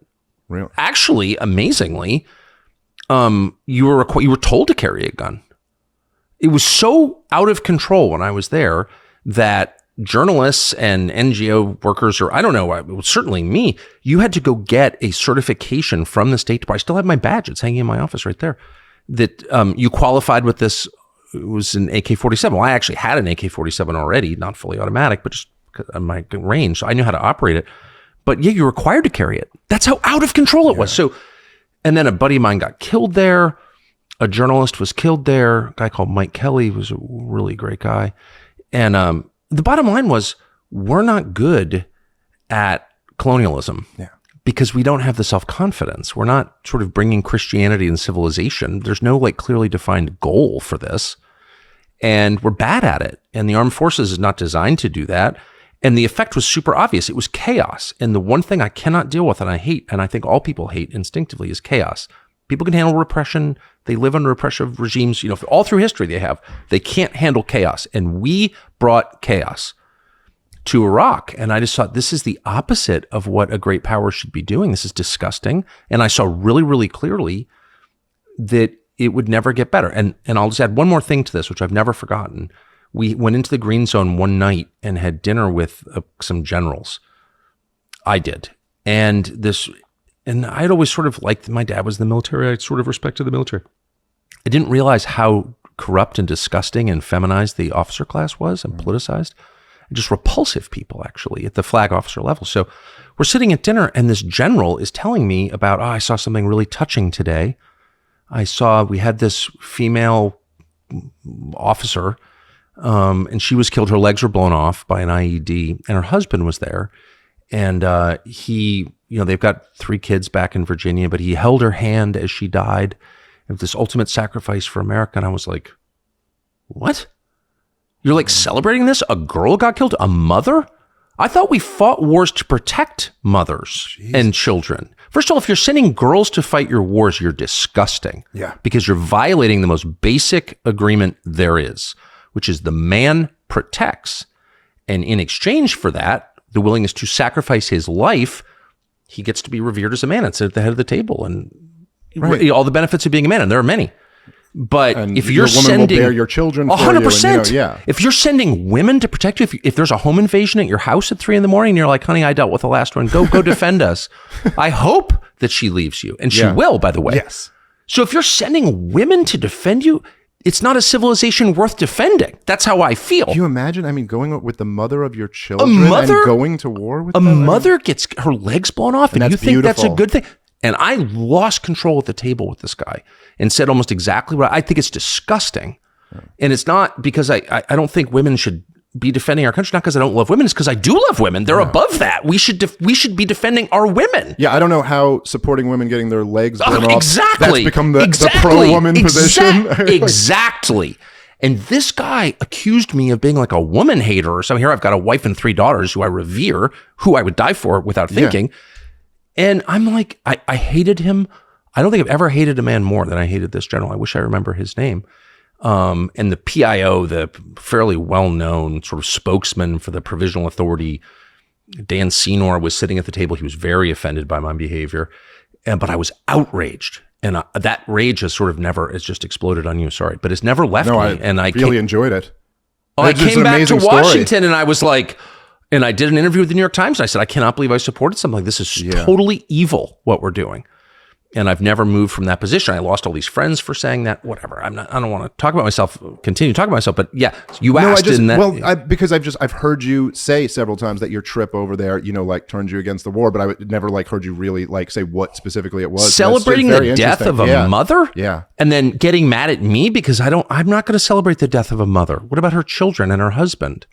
Like, this is disgusting. And it's so dark and horrible that we dress it up with ideology. Well, the thing that's almost like that to make it palatable. Right. Well, the thing that's almost more dark and horrible than just that is when you add on the fact that this was a small group of people who wanted this war going back into the 90s, and that they used 9/11 as the excuse to, you know what I mean? Be like, oh yeah, now we can go get our bonus war. Oh, look at this. Right now, we've got a blank check from the American people, which they did, that you tell us, you say the word terrorist and point, and we will support you bombing the crap out of them. And I knew it was bullshit, even at the time. And I went over to the White House for something to see Bush or Cheney, or somebody. I think I was seeing Cheney, whatever. I was on the White House grounds. He's a really warm guy. Great guy. And so I was there, and it was like maybe the fall of 2002. And they'd been talking about this invade Iraq stuff, but I didn't take it seriously because I thought it was so crazy. It was like a non sequitur. It was like, it was just not connected in any sense to 9/11, obviously. And guys like, paid liars like Steve Hayes or someone would write these books like, Al-Qaeda did it. And I work with Steve Hayes, and I was so embarrassed by that. It's like, he's dumb, so he didn't know. But I just felt, I was like, this whole thing was like so nuts. So I never thought we were going to invade Iraq. I never thought that. And I show up, and I'm, whatever, like having a cigarette on the lawn outside where all the sticks are, all the stand-up guys, the TV cameras are. And I run into Mike Allen. An old friend of mine, former Washington Post reporter, now runs Axios, and a really nice person, and has this like clarity of vision that I don't have because he doesn't get caught in the weeds on shit. And I said, we're not really going to invade Iraq. He goes, of course we are. And I said, well, how do you know that? He goes, well, because it's all the machinery is moving in that direction. Like, if it's going to happen. I was like, that can't really happen. He goes, oh no, that's going to happen. He wasn't endorsing it. Yeah. He could just see that, like, if everyone starts talking about something, like, they will convince themselves that it's true and it will happen. Like, we should remember that. Yeah. Don't overthink things. If something really obvious is happening, it's happening. Yeah, sometimes you know what it's I mean? sometimes it's almost too hard to accept. Well, intellectuals, people like you, Yeah. and to some extent me, have a lot of trouble seeing that because we're like, well, actually, no, the obvious is real. Yeah, and it's almost like if you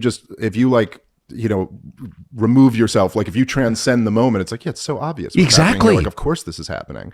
And there's, what's unbelievable to me that really like what's woken me up about the warfare state is, like how much it's all based on lies, and that you see that like there's only like a few. And you call me an intellectual. I'm really not an intellectual. Like I'm a comedian who likes to read. But you think about why things happen. Sure. But I just mean that I'm not an expert in any of this stuff. Yeah. But I just know enough to know that the supposed experts are completely full of shit. Like all I have to know is these 4 like narrative shattering things. And so like just a few of them are like, look, you could read, and anyone can go read this. You find it's called A Clean Break, A New Strategy for Securing the Realm. It was a letter written by Richard Pearl and David Wormser and a few other neoconservatives. I remember this. Became very powerful in the George W. Bush administration. I knew all those guys. So this was written in 1996, and it was not written to Bill Clinton.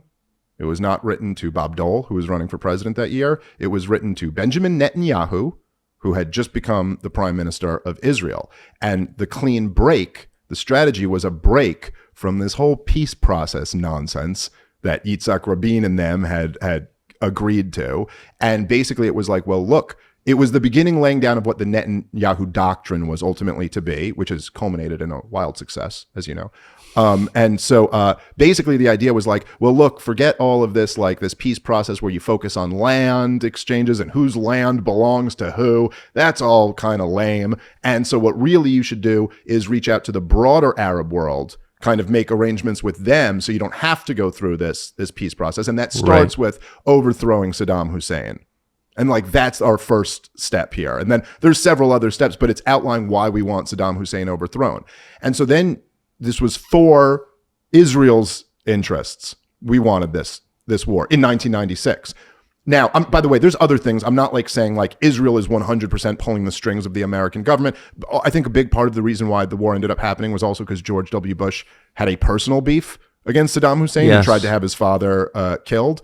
But these neoconservatives then, who get into, as soon as 9/11, and in the Project for a New American Century, when they talked about how they wanted to fight wars on multiple fronts, they explicitly said they probably wouldn't be able to do that unless there was like another Pearl Harbor type event where there'd be enough popular support too. Now, the 9/11 truthers, the Alex Jones guys, for a while, they would hang on that as evidence that, whatever, Cheney did 9/11 or something like that, or something, elements within our government. I think they're overplaying their hand there. I don't actually think that, but it certainly is evidence that they recognize what it was once it happened. What do you think that, now I should say what you already know, which is we don't really know that much about 9/11 because so many documents remain classified. Yeah. 23 years later. And why would that be? There's no excuse for that. Every one of them should be released this afternoon. They won't be.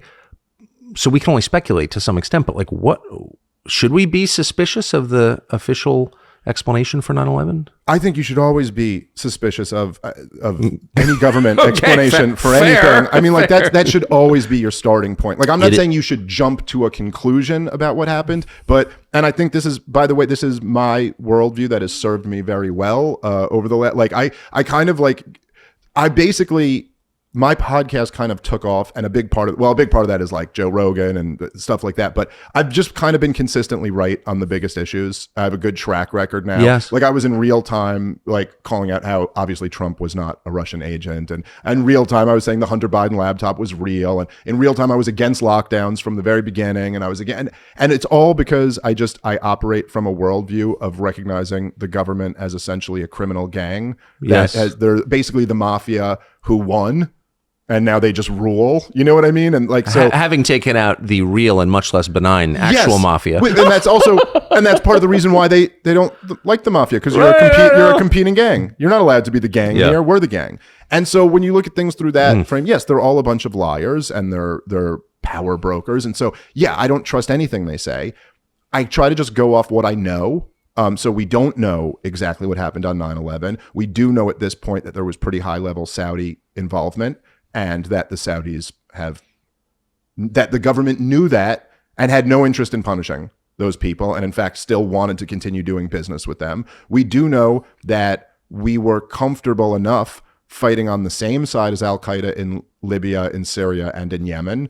So it didn't seem like fighting Al-Qaeda wasn't really the motivating force. And like I said, we know that this group of neocons who hijacked the federal government wanted these wars, and after 9/11 used that opportunity to get them. Use that opportunity. But anyway, so the point I was making about not being an expert, but being able to shatter this narrative, it's like... Wait, so just to be clear though, do you think it's possible that people within the U.S. government were aware this was going to happen before? Sure, absolutely, that's possible. Yeah. I mean, I wouldn't put that past them. It's kind of, listen, these are people who are, and I think this is one of the things that people have been waking up to a lot more recently, and this has led to some wild conspiracies, some of which are not true, some of which might be true. But people have been waking up more and more to recognizing, like, who are these people? You know what I mean? Like, these people who have like real power in our government, like, who are these people? I mean, you take someone like Hillary Clinton. So it's like, okay, so your husband is a rapist. I mean, he's been accused of rape by multiple women, clearly a sexual predator. I mean, a man who, even just the stuff we know confirmed, this was a man who, when he was a married president, was like fucking a 20-year-old intern in the White House, like a sexual predator of, you know what I mean? And okay, your best friend, her husband also is a sexual predator who's sending naked pictures to underage girls. Like, hey, that's weird. Like, it is weird. How many people do you know who are married to a sexual predator whose best friend's also married to a sexual predator? Like, I'm not even I'm not saying, what is that? No, you're like, I'm not drawing any more a bigger conclusion. It's totally like, fair. Who are these people? And these are people who are like, Bohemian Grove is real. They're doing really weird stuff there. Jeffrey Epstein was real. There was a like pedophile ring that a lot of the most powerful people were connected to, at least knew about, and didn't feel like blowing the whistle on it. These are people who are comfortable making decisions where babies will die, like mass slaughter will happen, and they can sleep at night. And like, I'm not saying like a situation where either our babies are going to die or their babies are going to die, and there's a horrible decision, but I have to make this. A decision where like, no, we're choosing this to happen, and they're kind of okay with that. And you kind of wake up to like, so when you say like, is it possible that they'd kill Americans or be complicit in that? Like, yeah, of course that's possible. I don't have enough evidence to like prove that that's the case, but I can prove that they wanted these wars, and then when the opportunity to get them came, they lied through their fucking teeth in order to sell the wars. Look, General Wesley Clark he said, as I'm sure you've seen his Democracy Now! Interview, where he said that he saw the plans in late 2001, that it wasn't just that we were going into Iraq, but that we were also going to have regime change in Syria and several other countries. But then when they go to start the regime change in Syria, 2013 or whatever, they started in 2012. But then they go, oh, we have to overthrow Assad because, he's killing all of his own people. It's like, no. You wanted to overthrow Assad over a decade ago. Don't give me this bullshit that this is some new plan now. So I do know that they will lie through their teeth to the American people. Like this, I know for certain that they will lie through their teeth to the American people to get enough public support for mass slaughter campaigns, because they want those campaigns for completely different reasons. And again, like I said before, this isn't speculation. They wrote this in their own words. One of the reasons they wanted to remake the Middle East in this way is because they thought it was in Israel's interest. And that to me is like just totally unacceptable as an American, that first off, you're lying to the people of this country and you're doing something with a foreign country's interest in mind. That's just like so appalling that I think people should be like publicly hung for it. But it's after a fair trial, they should be. I mean, it's not America first, I would say that. It's kind of hard to square that circle. Yes. But what's interesting is that so many people who talk about America first or whatever, they're fully on board with this. They attack anyone who's not. I had a thoroughly bizarre experience the other day, and maybe you can shed light on what it means, because I don't fully understand it. But I was doing Rogan's podcast at your urging. So thank you for that. I had a great time. I loved the podcast. Yeah, it was super, super fun. But it's very long. It was like 3 hours long. So, and I can't stop talking. So I'm right, another thing. And I'm going on about whatever, And at one point, I just blurted out for like 15 seconds something I've thought about recently, which is the use of the nuclear bombs, the only time they have been used, in August of 1945 against Hiroshima and then Nagasaki. Complex topic. A lot of it's not publicly well known. Okay. But just the bottom line fact that we dropped, particularly the bomb on Nagasaki, which was the Christian capital of Japan, by the way, that bomb was dropped on a church and killed, 3/4 of the Christians in the city, which bothers me as a Christian. But leaving even that aside, it killed civilians. It wasn't dropped on a military base. It was killed civilians. And like, I get why people did it, or maybe I don't get it, but I think 80 years later, we can say, it's not something to brag about, incinerating civilians. I don't care what the context is. That's evil. That's basically all I said. Holy shit. Did I get attacked from the right? And I thought, and I don't even follow the attacks on me ever, but I kept getting texts from people. Oh, I can't believe you said that. Or people are mad at you for saying that. And I thought, of all the dumb, cruel, untrue things I have said over 30 years of just talking in public, a lot of which I regret, and I hope I've apologized for every bad thing I've said, but I've said a lot of really things are impossible to defend. That's what they attack me on? Yeah. What is that? Well, and just the fact, like, even as you're saying, like, again, if you want to attack you on something like, hey, you supported the war in Iraq. Oh, shit. Like, there's a thing like, I really got this wrong. And it was, what a, like, twisted society we I live in. defended Mitt Romney when he ran. Yeah. I mean, but guys, all of the people who got all of these wars wrong don't receive as much outrage as you for saying after the war was won. And by the way, like, if you know anything about it, aware. was 5-star general Dwight Eisenhower was against the nuke. He said it was I'm unnecessary. aware. They were ready to negotiate a surrender. We didn't need to do this. It's like, but also there's just no. But I didn't even get into the details of that you were just saying thing. It's wrong on its face. Exactly. I was just the principle of using nuclear weapons against a civilian population. You could construct in your mind a scenario where you could justify it, I guess, but it's still sort of in the cold light of day hard to defend incinerating civilians. By the way, with incendiary bombs too, or conventional bombs, as in Dresden, or it's just bad. Why would that make people on the right so mad? I'll tell what you. Is that? So this is my kind of theory on it, is that if you'll kind of notice World War II, which is a long time ago at this point, generates this enormous, you said the thing, I love when you said that, about how you could tell there's an infection because you touch it and people recoil. Yes. You can tell something's infected there, right? Yes. And I could sit here all day long and talk about how we shouldn't have fought World War I.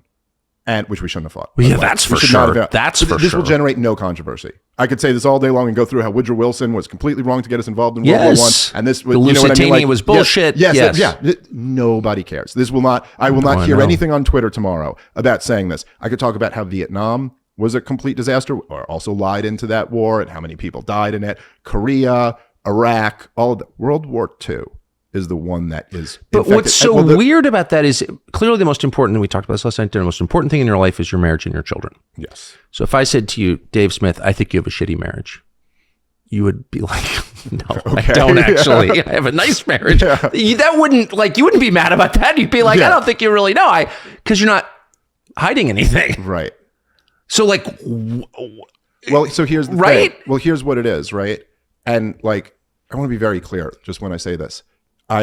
If you're like trying to read between the lines here, I'm not saying that the Holocaust didn't happen or something like that. It did happen. And those people died. Yeah. Yes, those people are dead. My family was involved in it. It was one of the worst things that's ever happened. I agree. World. But look, World War II is the origin story of the American empire.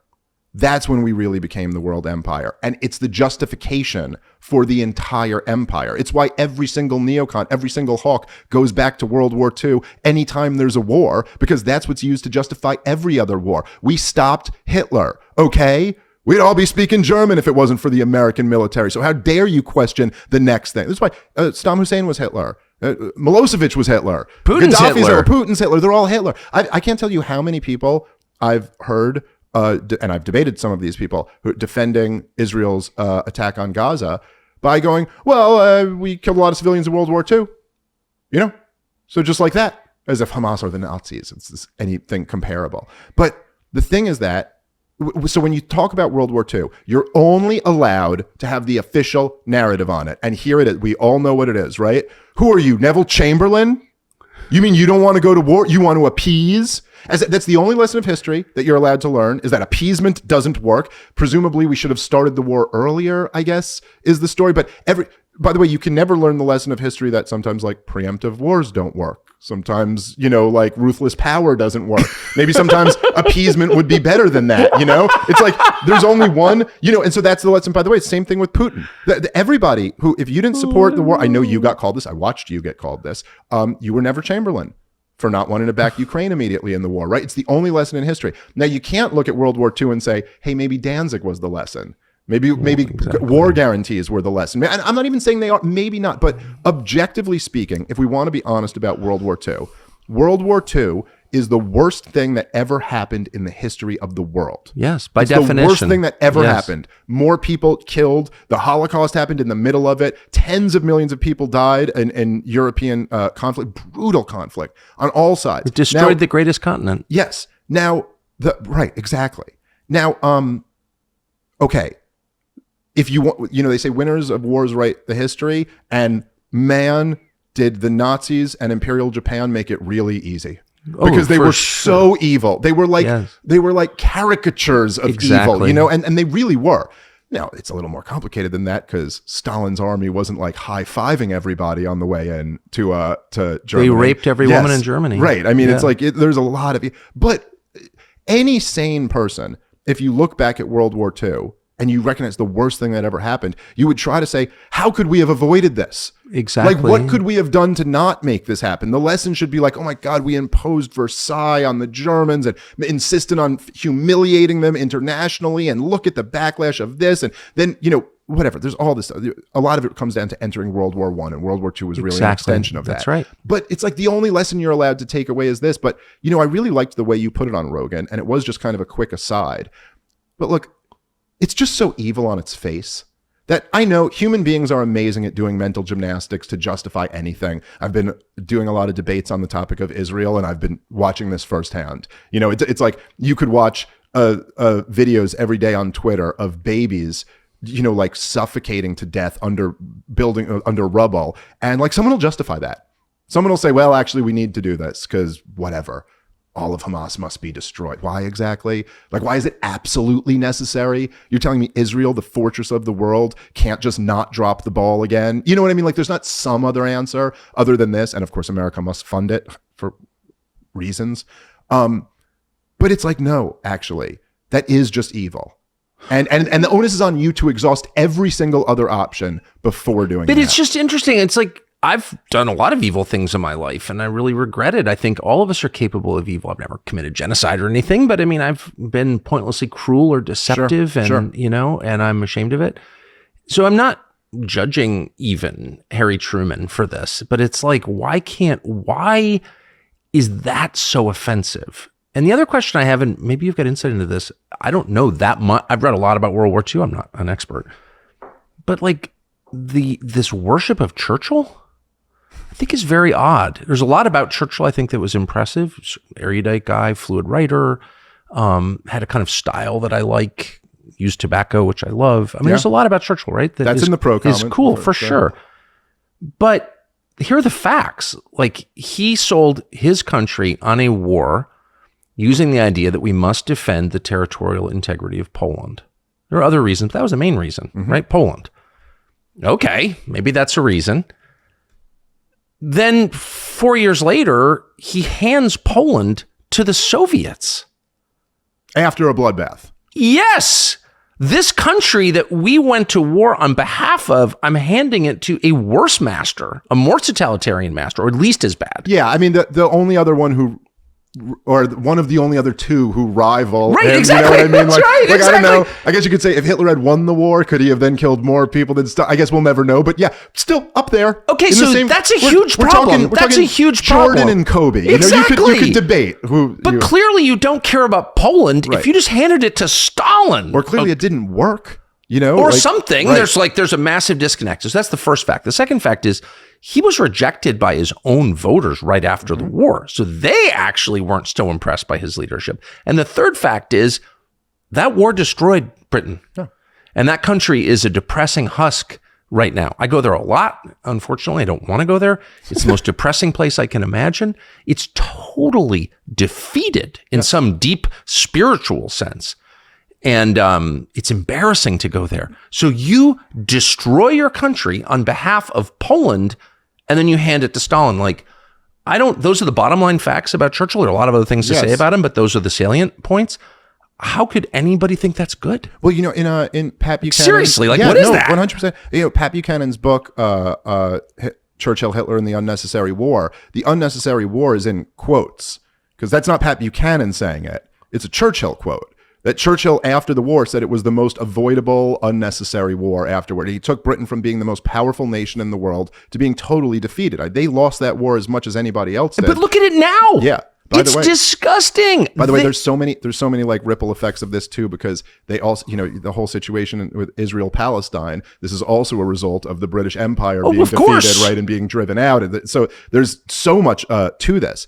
But why defend it? That's the way. Look, I'm not even judging Churchill. I may have made similar decisions. I've made so many bad decisions in my life. I'm not even judging. I'm just saying 80 years later, when we can see clearly the aftermath, how could you possibly defend that? Right. And why would you want to? And also, I just, there's a reason. I mean, there's lots of reasons why America was so successful as a country. But part of the reason really was the brilliance of our founding fathers and the system that they created. I mean, that's a huge part of it.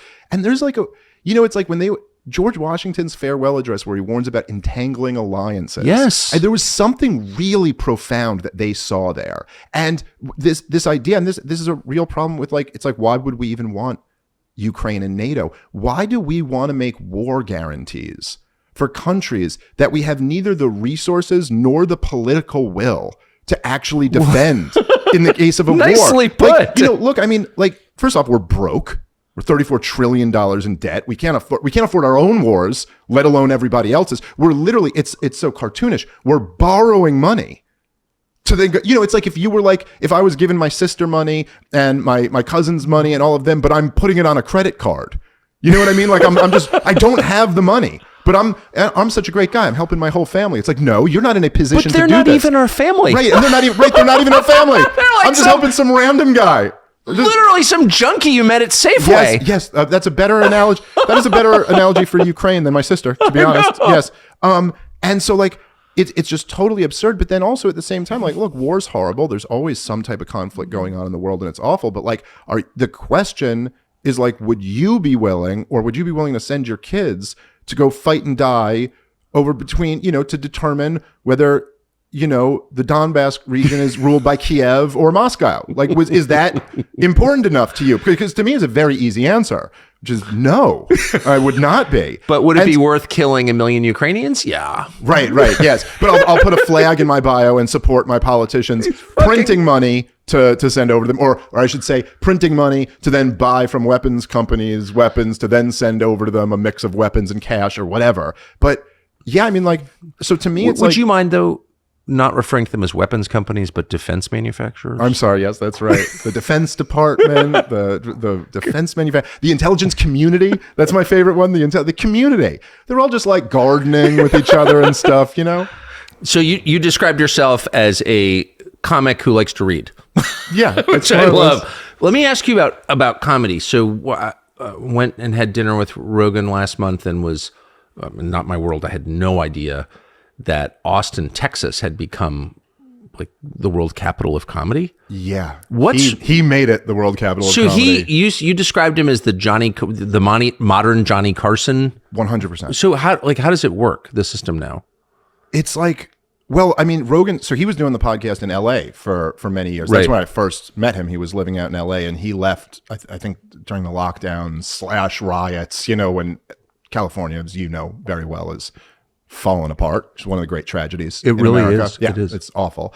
And so he decided to take it down to Austin, where they had kind of like opened up and it was flourishing. And Austin it's like, it's one of the last like great liberal cities in this country, which is, and like, I know a lot of people on the right who kind of have this attitude of like, well, screw them. They voted in these policies and all that. But I just think that is wrong. That is the wrong attitude to have. You need liberal cities, and to have a healthy country, you kind of need that dynamic. Yes. As much as you need beautiful country, well, what I mean? Liberal cities are all that we have.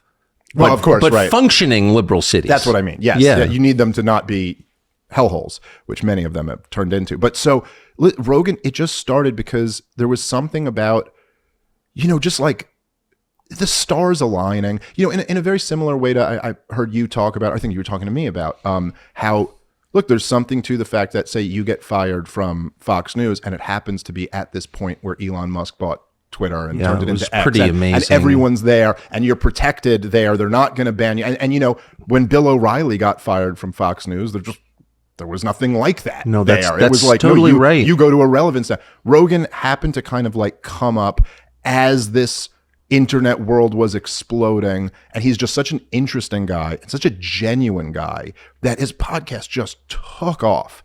And he became kind of like in this situation where anybody who kind of comes on, or if you come on and you do well, it's just like the biggest opportunity. And he's such a genuinely like generous person that I think he loves that. I think that's his favorite thing of all of it. Out of owning the comedy club, the podcast, like everything he does, I see it in him. What he really loves, what really makes him happy is that he gets to kind of bring all of his guys with him. And, I know a lot of friends who Joe has changed their lives. Like it's the Johnny Carson thing. I remember Jerry Seinfeld hearing him, I don't know him, but hearing him describe doing Carson. Oh yeah. And he said it was an experience like having kids where you go in one person and come out another person. You know what I mean? Which really is the experience of having kids, particularly that first kid, because you literally it's like you and your wife go to a hospital as a couple.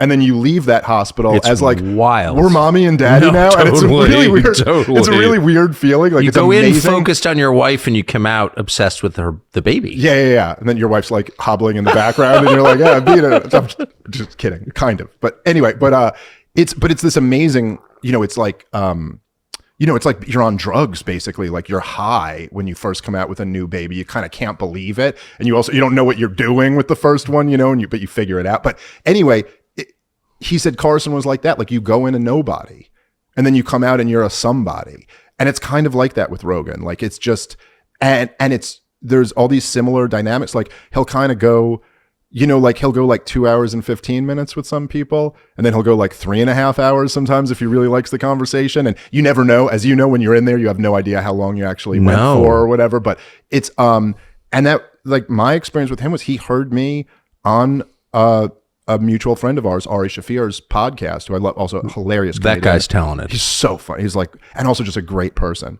and an insane person, but one of the best people I've ever known. And so I was on his podcast and Rogan heard it. And he goes, I think this guy's awesome. I want to have him on. And it was just like that. Like he loved what I was saying. So he's like, oh, I want to make this guy like successful. And it's just like amazing. And what happened to your life? Well, I started making money. So that was pretty so nice. It was kind of that simple. It was, I mean, it was like, it wasn't exactly just that, but immediately I was already doing my podcast. And then immediately, as soon as the first one with Rogan was out, my numbers like shot up. Like all of a sudden I had a big audience. I went from having a tiny little audience to like having a big audience. And then I've done it a lot of times. Every time you do it, your numbers shoot up. And so like, yeah, it's just unbelievable. And one of the things about Rogan is, and I gotta say, and I really mean this, I think you have this quality too. And I kind of knew this about you. Like I've watched you for many years at this point. I watched you, I mean, a little bit when you were on Crossfire, but I watched your show on MSNBC a lot. And then I always watched You're the only one. The MSNBC one, that might be true. That's not true for Fox. That's not true at all for Fox, but you might be right about MSNBC. It was me. I had MSNBC on all day long for whatever reason. I kind of just to like piss me off for most of the time, but also getting off on a tangent. MSNBC was a very different thing back then. It was so different. That is so night and day. I know. To today. I mean, you just can't even. It was so much smarter and more thoughtful. There was still a lot of propaganda to it. There was still a lot of bullshit. I think you've gotten better over the years. Yeah, since for then. sure. But as a network, they got so much worse. I mean, like, but Morning Joe used to be like you and Pat Buchanan and Rachel Maddow and Dylan Radigan even, who was kind of thoughtful I kind and of like interesting. Dylan Radigan, yeah. Well, had something to say sometimes that you'd be like, okay, that's kind of, and I mean, it's become, like, every single host has the same opinions as the last hour. Precisely. But there's not one area. Now, occasionally there'll be the guy like, what's his name? I'm blanking on his name, who just got canned because he was pro-Palestinian. Oh, exactly. Right? So occasionally you'll have one guy who has a different opinion and then, he's out pretty quickly. My favorite part of MSNBC is all the black people on the air have exactly the same opinions too. Yeah, What's the point of diversity if everyone went to Princeton and is a neoliberal? Well, there's nothing more. They gotta get some rappers on MSNBC. Well, they would never be allowed. Right. But there's something about like being ideologically possessed that's very unpleasant. You know what I mean? Like, and there's one of the things that was great about your show on Fox News is that like you would on many key issues have a completely different opinion than everybody else at Fox News. Oh, yeah. And it'd be kind of crazy to watch the whole news day. Not that I watched the whole news day, but I knew what their guys' take were. And everybody is like, yeah, we got to go attack, Assad because he just gassed his own people. Assad. And then like you would like come on at 8 p.m. And by the way, I remember because I was doing this show with S.E. Cupp at the time. I worked for CNN very briefly as like a contributor. And I remember it was the first week after the gas attack. Gas attack. Now this was poison gas against his own people. But now this was before the OPCW whistleblowers had like come out and said, so I didn't like have any like evidence. I could that feel this it. Didn't have. Well, I mean, you just look at it and you go, okay, so you're telling me that we're in 2018 now, 2017, 2018. Assad has been fighting a civil war since 2012. Fighting for his survival, fighting to not go out like Gaddafi, like to not get sodomized 100%. To death. Donald Trump announces that we're pulling out. He announces that you won. You're going to live. You're not going to be sodomized to death by a mob, right? Okay.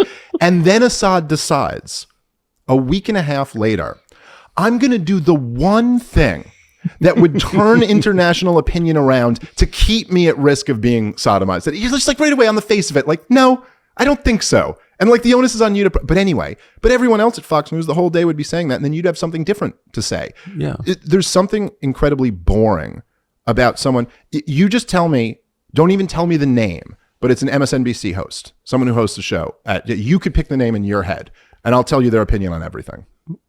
Climate change, it's an existential crisis and we have to blah, blah, blah. Racism, well, we have to confront systemic racism. We have to, we need to have a conversation about race, really need like a real conversation. I always think, really, I'd love to.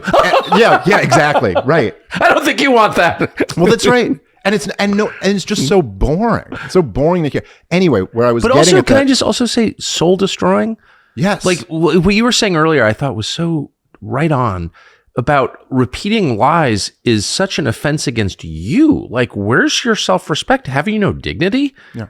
Like, are you just like an animal who can be, hit with a shock collar and forced to perform tricks? Like, don't. Well, and there's something, it's like a universal law where you kind of, like the way I think Jordan Peterson said it was like, you get to choose your suffering. You don't get to choose no suffering. That's exactly but you get to choose your suffering. That's right. And this is true across everything. Like you could sit down and have a fat piece of cheesecake, or you could jump on the treadmill. The cheesecake feels awesome. Yes. The treadmill fucking sucks. Yes, you know what I mean? Yes. But you're paying a price. You're just kind of choosing. And I'm not saying you should never sit back and have cheesecake. Like sometimes you got to do that. But it's like you're choosing your suffering. Yes. Like there's this choice where I'm going to choose to suffer up front now so that I have some benefit later. And it's always kind of that dynamic. And when you lie to yourself, it's like, okay, you're choosing this kind of short term. Yes. This lie will have whatever positive effect it'll have. Right. This person might believe I'm a little bit cooler than I really am or whatever. But there's a long term. There's never not a cost. You can never get away from that without paying some type of price. It's just so degrading. Yeah. And that's the price. So degrading. Like how could, and it's interesting. And all the people with self-respect are gone. They've been purged. Yeah. But then there's also, okay, so part of that price too, and this is what I was getting at, which the thing that you and Rogan have in common is that so many of those hosts, and I don't know all of them, I've done a lot of shows at Fox News, met a lot of people over there, and I did a lot of shows at CNN when I was working there. And so I met a lot of those guys. I was one time in the MSNBC studios and just met a few of the people there. But they're like, so many of them are totally phony. Like they're just not, I've had things where like I've gone and grabbed beers with people after like a show at Fox News, like after doing Kennedy or doing Gutfeld or something like that. And one time there was a Green Beret, I won't name him, but he was a Green Beret who served a couple tours in Afghanistan. And he was on, when we were on the show, he was talking about, how supporting the surge. I can't remember, this was years ago. I think it was Trump's first surge. And it was that. And then we go out for beers afterward. And he was like, listen, there is no army over there that we've been building up. There's nothing. They'll fold in a day. And he goes, let me tell you. And he would tell me about like he goes, dude, we would give them, like some machine guns. We'd go out on a mission, come back. They used them to rob everybody in the village. There's no Afghan army that we're building up. The Taliban will run right through them. And it was like, oh, well, why didn't you just tell everybody that? You know what I mean? Like, why did you totally lie when we were on TV? And it's just, there's a lot of people who do that. And you can smell So that. disgusting. You can smell that on them though. Like, even if you don't know that, over time, people kind of know. People kind of know like, oh, these guys are, and there is something, having watched you for a long time and now having met you, and this is Joe Rogan too. You are exactly the same person off camera that you are on camera. I hope so. And there's now with both of you, there might be something you'd say off camera that you wouldn't say on camera, but there's nothing you're saying, on camera that you don't believe. I would never do that. And so that's like, I think that is, You don't have to say everything you think. You cannot lie. right, exactly. And you never say everything you think. That's, I don't think you should actually, because I have a lot of dumb opinions too, or that are just rooted in meanness or irritation or mocking people's appearances, which I have a weakness for. Don't do that if you can help it. Well, you're a comic, I'm gonna keep doing it. I get your point, but I have no intention of stopping that. But there is something that I think is part of what I love so much about Joe, and I think part of why he has blown up and been so successful is that, because people ask me all the time, they'll be like, "What's Joe Rogan like?" And I'll be like, "You already know." You already know. Yeah. You already know what he's like. And you know this because you went and hung out. Yeah. He's exactly that guy. Oh, totally. He's exactly the same guy. You know what I love that works. I'm thrilled by his success. And yes, the money too. I'm not that interested in money, but I understand that like, unless something is a real business, it won't continue. Right. And so I love how successful he's been because it means it's just inspiration to everyone else. Yes. Right? If you're an honest person, you can actually make a good living being an honest person. How great is that? Yeah, well that's like, it's awesome. No, that's right. And that is the part, and I don't like, I'm not the biggest fan, but that is the stuff where Ayn Rand was really correct about. Oh, I agree. The idea that like, no, like kind of there is this connection between like, which she would call selfishness, which I don't think is the right word for it, but there is something between like success. And the humans are weird psychological creatures. Sometimes you can have the desire to not succeed, to not outshine somebody else, but actually you're doing a much better thing if you like succeed, if you're great at something, and then you're like an inspiration to others to be well, sure. great If also. Rogan gets rich because he's brave and honest, how is that bad? Yeah. No, I mean, that's right. you see all these other people getting rich because they're craven and dishonest. Yeah. And that's very demoralizing, actually. Well, and also, I mean, there's so many things to be down about in our country, particularly right now. Like, our country is not in a very good place. No, it's and not. Like, I'm like, I got a wife and 2 little kids, and I put on a very strong face for them. Like, in front of them, I'm never like worried about anything. That's right. No matter what it is. And that's just the way it's like. Don't buy gold in front of your wife. Yeah, no, I do that secretly. I mean, she sees the bars, but the point is that, the truth is, like, between me and you and the millions of people on the internet, like, I'm terrified about the future of our country. For sure. I'm very, very concerned about it. And there's a lot of like, look, I mean, obviously, like, we're in $34 trillion of debt. We can never stop fighting these wars. We've turned world opinion completely against us. We have the worst political and social and racial divides of my lifetime. Yes. The culture is more insane than any time in my lifetime. I mean, the fact that we're debating over whether 5-year-old boys can transition to be girls, the fact that that's even a real thing, and it's not a joke that wouldn't work because everyone goes, that's too absurd to even be funny. You know what I mean? Yeah. Like, I mean, that's just like a sign in itself.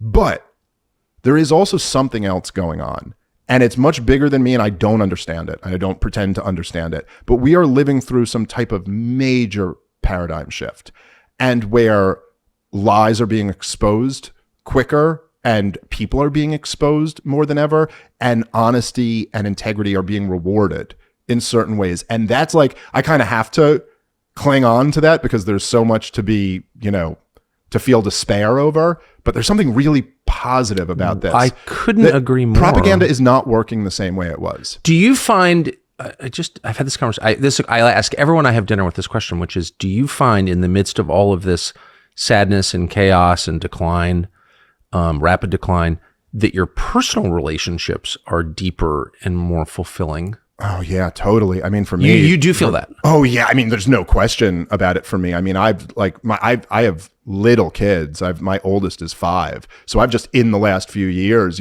started like having kids. So yes. And I have great friends. And through this weird internet world where we are, I've kind of cultivated like a really great audience of a lot of really cool people. Yes. And yeah, I think that there's, So you think you're relating to people in a deeper way than you did, say, 5 or 6, 10 years ago? I think 100%. Yes. There's been a big period for me kind of growing up. I had a very like prolonged adolescence kind of. I was a stand-up comedian, kind of living a degenerate life for many years. And then I settled down and got married and had kids. So that's just aside from the craziness of the world. Right. I think whenever you go through that, you're just living in a better way. How blessed are you, though? Very, very low. Very, very. Because that's like that's your fortress against, that protects you from everything else. Exactly. Because it's just, it's whatever you're, this is the thing that was kind of, I know you sent me when I tweeted something about this, but where like when you don't have God, whatever's next highest in line becomes in effect your God.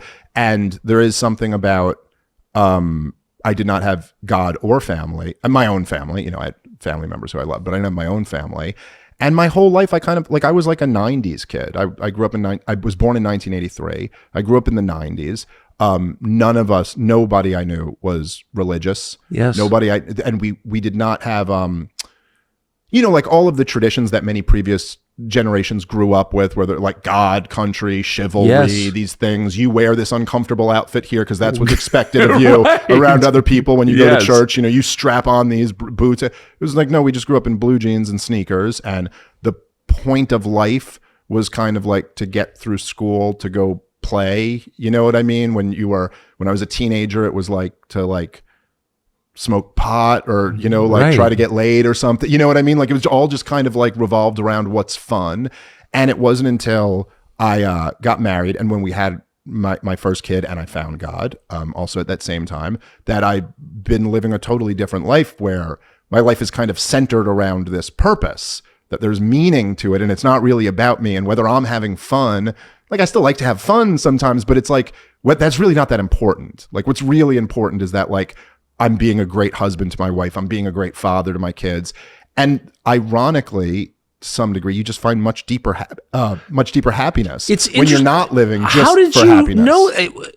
We were talking about this off camera. I really wish this had been on camera because it was so interesting what you were saying. But you didn't grow up in a conventional two-parent household. No. Right. No, my parents got divorced when I was 3. That's young. Yeah. So you grew up in a single-parent household, but you seem to have kind of figured out the formula so well. And I said, well, how did you know that? How did you? Well, I mean, look, it's a mix of a few things. My mother was a really great mother. So I only had one parent, but I did have a really good parent. And she did instill a lot of, like good values in me. And I don't mean if that kind of contradicts what I just said before. Like she did instill good values in me, even though we didn't have kind of like, God or anything like that. And it was something that was just instinctually in me when I first had kids, that I just wanted to give them that. And the other major factor there is that my wife is just like the best person I've ever met. And I got very lucky again and just met a really great girl. And that is, there is nothing better than being in a great marriage. And I would imagine, I've never experienced it, but nothing worse than being I think that's exactly, I think it's like burning to death. Yeah. The people I know I've known people like that who are like with a really crazy chick and they can't even think straight because they're in agony all the time. Yeah. It's horrible. But it's just interesting. I think maybe I'm very distressed by the number of kids growing up in single parent households. I grew up in a single parent household when I was a kid, so I'm not judging anybody. Yeah. But it's, in retrospect, I think, well, maybe if you grew up that way as you did and I did, you don't take things for granted, and you're more intentional in the way you structure your own family. Because you said to me off air, you're like, I wanted this. Yeah, and I also just have the attitude that like, I think that, and I blame the baby boomers for almost all of our problems. I do too. And I don't. Obviously, when you speak about a group that big, I'm painting with a broad brush. There are exceptions to this rule, and I love my mother very much, and she's a good person. But as a generation, they just ruined everything. And they're totally selfish. Yes. Completely. Jeff Deist, who I love, this guy is so brilliant. But he said, he gave a speech about it, and he was going through the things of like all of the slogans of the baby boomers and how self-serving they all were. Like it was like, don't trust anyone over 30 until they got into their 30s, and then it was like, and then like you watch it all the way through like COVID. It's like, we got to do everything we can to protect like the baby boomer generation. Old people are the most important. Yes, it went from don't trust anyone over 30 to being like, screw your childhood. I don't want to get this.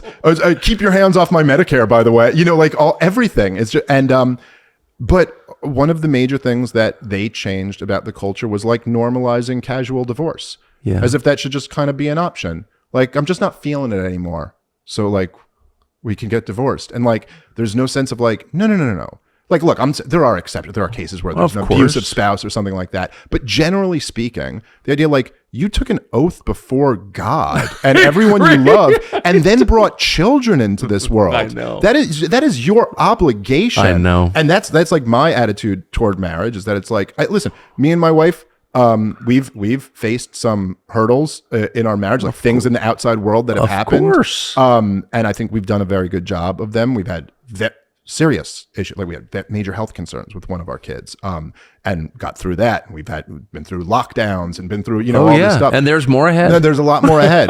But one thing that is for certain is that's it. Yeah, it's us for the rest of this. Like we're living this life together now. And to me, that's what being married is. Well, if you're not that, you're not really married. If you're trapped, you'll make do, by the way. That sounds grim, but it's not grim. I have the same kind of marriage. I've had a happy marriage for 33 years.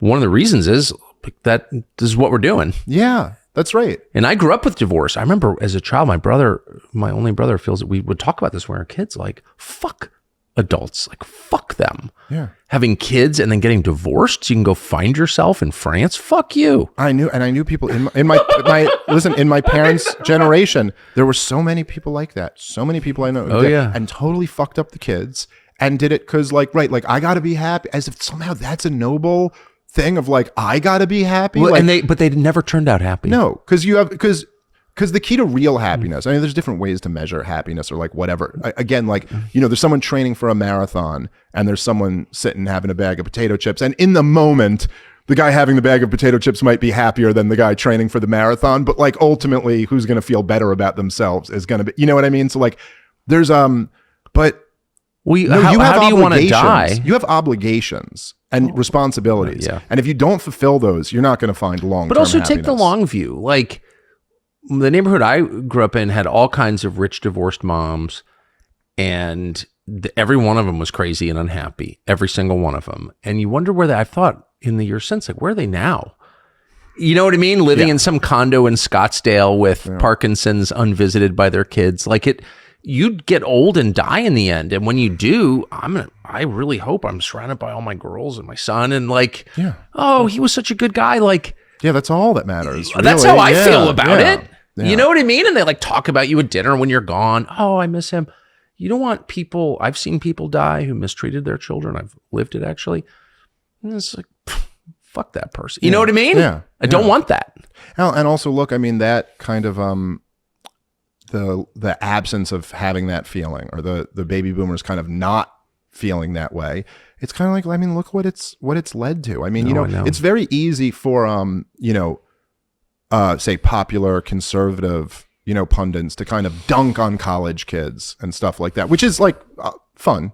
And I've enjoyed videos of where, like Ben Shapiro's like destroying 19-year-old in some college campus. And, it's like, she's like, some trans kid or something like that. And is like, well, I was born a boy, but why can't I live as a woman? And he's like, why can't you live as a cat? And everyone's like, and it's like, the intellectual prowess of destroying this kid. And like, yes, okay, that is stupid. That kid was an idiot. But you also kind of like peel a little bit deeper, and you're like, so what was this kid's situation really? Because you're talking to a 19-year-old, you know what I mean? And let me guess, came from a broken home. I'm trying not to pound the table here because I agree with you so strongly. Was medicated, I bet, like as a young kid. And is staring down the barrel of a grim life. Yes, has no conceivable path toward like independence and toward what you have and what you grew up with. That's all that really And you're matters. in charge of the society, by the way. You're in charge of the society. You have influence in the society. You're in the privileged class. And there's no shame in that, by the way. Yes. But it does carry with it the obligation to see that the next generation has a decent shot.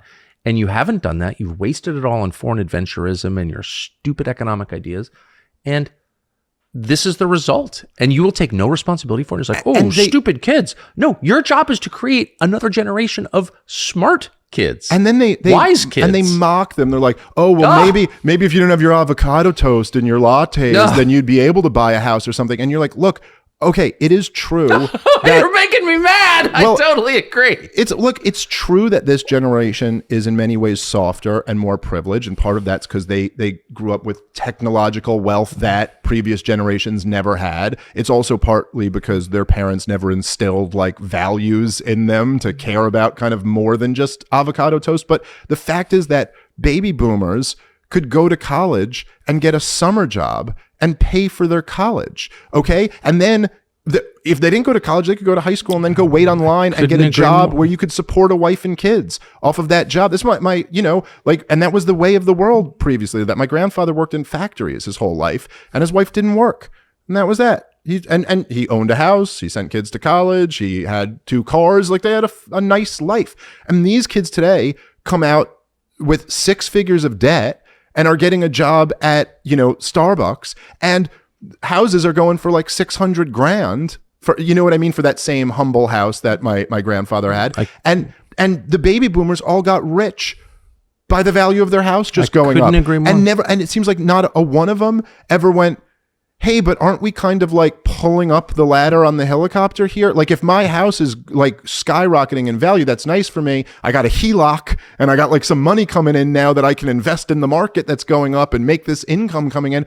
But what about the next generation? How are they ever going to buy a house? They don't care. And like no one seemed to care about that. They don't care. And I'm trying not to interrupt your wonderful description with amens and hosannas, but I so strongly agree with what you're saying. And I have a bunch of kids. They're all actually thriving, I would say, inside. They're all good people, clear thinking. They love each other, most important. But I'm around a lot of college-age kids, like a lot, like way more than most people my age. I'm 54, and I don't think they're soft at all. I'm not talking my kids. I mean, their friends or, I'm around it a lot. they're hard-edged, actually. Right. They know how, I mean, they may be wrong, they may be confused, but they're actually pretty tough in a way, and they're pretty angry, and they sort of get what's going on, and I have deep sympathy for them. Deep. They've been completely screwed over by the people in charge. They don't have any power. Even if you're a 19-year-old Columbia kid, like I may not agree with your slogans or down with white people, whatever. Well, of course, I hate that. I am a white person, but right. I do sort of like think, whose fault is that? It's the people who run everything. It's your stupid boomer parents. Yep. It's the administrators at the school. It's our politicians. I mean, I'm sorry to blame society for the crimes of young people, but actually society does deserve the blame, and the leaders of the society deserve the blame.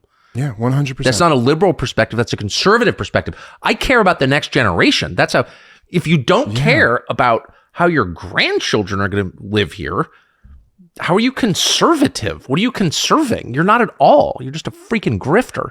Shut up. Right. And like and this is why, when you were on my podcast, we set the internet on fire by because I trashed Bill Buckley. And then you were like, I completely agree with you. You're not allowed to have that. I said he was one of the great villains of the 20th century. That he was a gatekeeper for sure. Right. I mean, people they were like, "Whoa, that's Stalin and Mao Zedong," and I'm like, okay, fine, he was third. But the point is, okay, there were like 5 ahead of him. Okay, fine, but I think part of this is that a lot of the kind of conservatism Inc. people who criticized us for saying that, and they're kind of like, well, how would you this was the guy who was the most prominent member of the conservative movement, and it's like, okay, and so like what exactly was conserved in his movement? What, like, just explain. Was it the Constitution? Was it what? Classical liberal values? Was it religion? Was it tradition? Was it the definition of a woman? Like, what exactly was the big conservative win here? I mean, like I'll give you some. We still have some gun rights, okay? Like I don't know, but like you lost everything. You lost the United States of America, and part of the reason, a major reason why, is because the whole National Review takeover of the conservative movement was to drive out all of the non-interventionists, all of the isolationists. I watched it demonize happen. them as racist every single time. I watched it happen, and the weird, don't even. I'm holding back. But no, because that's like I was adjacent to that world my entire life, and I watched it happen, and I knew Bill Buckley, and he was perfectly nice to me. I didn't hate him or anything, but he was very charming and very smart guy, I guess. For sure, but, I was playing the WASP. It was all a pose. It was completely fake, and the only people who sort of bought it are people who didn't know any better and thought that was like upper class or something. Fake accent, weird homoerotic stuff, and it was like all just kind of sad. Actually, I thought that was always my view of it because he was posing. But I think he had good qualities. I love sailing, so I kind of I'm with him on that. But in the end, you judge the tree by its fruits. And the fruits are just absolutely rotten. And so I think it's important to be honest about that. Well, I think the fruits were a transformation of the right wing in America from being the old right, which was really, I mean, they were fairly isolationist, but certainly non-interventionist. I mean, like, Robert Taft was the one who didn't want us to be in NATO. I mean, this was like the old, and they were big on like immigration controls, sound money, and not getting involved in wars. These were the people who opposed World War I and World War II. They didn't want American involvement in these wars, right? And the effect of Bill Buckley was to transform what became the conservative movement into being Cold Warriors. That what we do is we go everywhere around the world looking for a war to fight. So in other words, the people who really loved America, not the idea, but the physical reality of America and her people, the people who actually live here and their homes and their little towns and their dumb little jobs and all the stuff that makes up a civilization at scale, the people who cared about that somehow became anti-American. Right. Yeah. And the people who would lecture you about how America is an idea, and it doesn't really matter who lives here. What? Those people are for America? I mean, that's like a complete inversion of reality, actually. Yeah. And so again, it's nothing personal against Bill Buckley, who I played a mean harpsichord, but sorry, not to be catty, but but like that's a lie. Yeah. And the people who care about actual America are the people whose side I'm on. And I care about actual America, not because I'm a good person. I'm really not an especially good person, because I got a lot of children who live here. Yeah. That's what I care about. Yeah. And like, because look at this was a really great country. And I mean, there are still a lot of great things about it, but it's deteriorating. And why should we be for that? And, one of the crazy things about America is that there is kind of this idea that we are the United States of America and have been this whole time, whereas there's really been like several revolutions in the country. And what?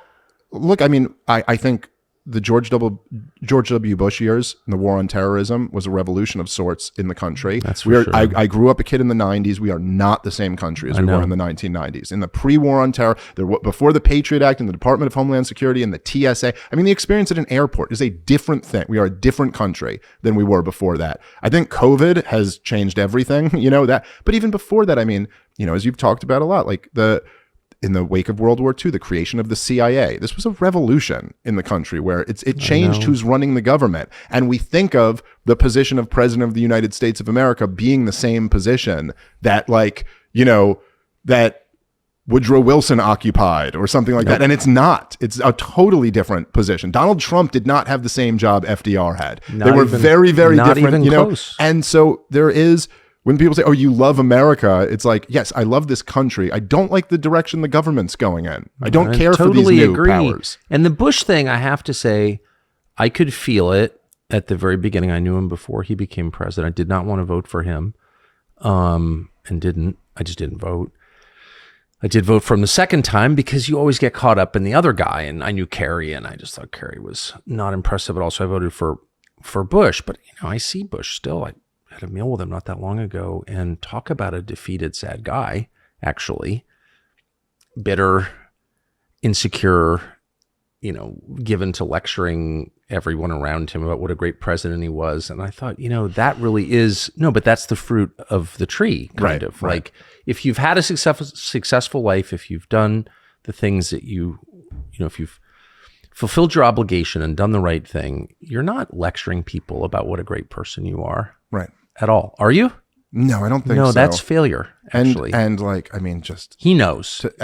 He knows. To try to spin the George W. Bush years as anything other than like an absolute failure. I mean, dude, you celebrated mission accomplished, and then we stayed in the war for 20 years. I know. Just a disaster, and left the country. And I mean, look, not only...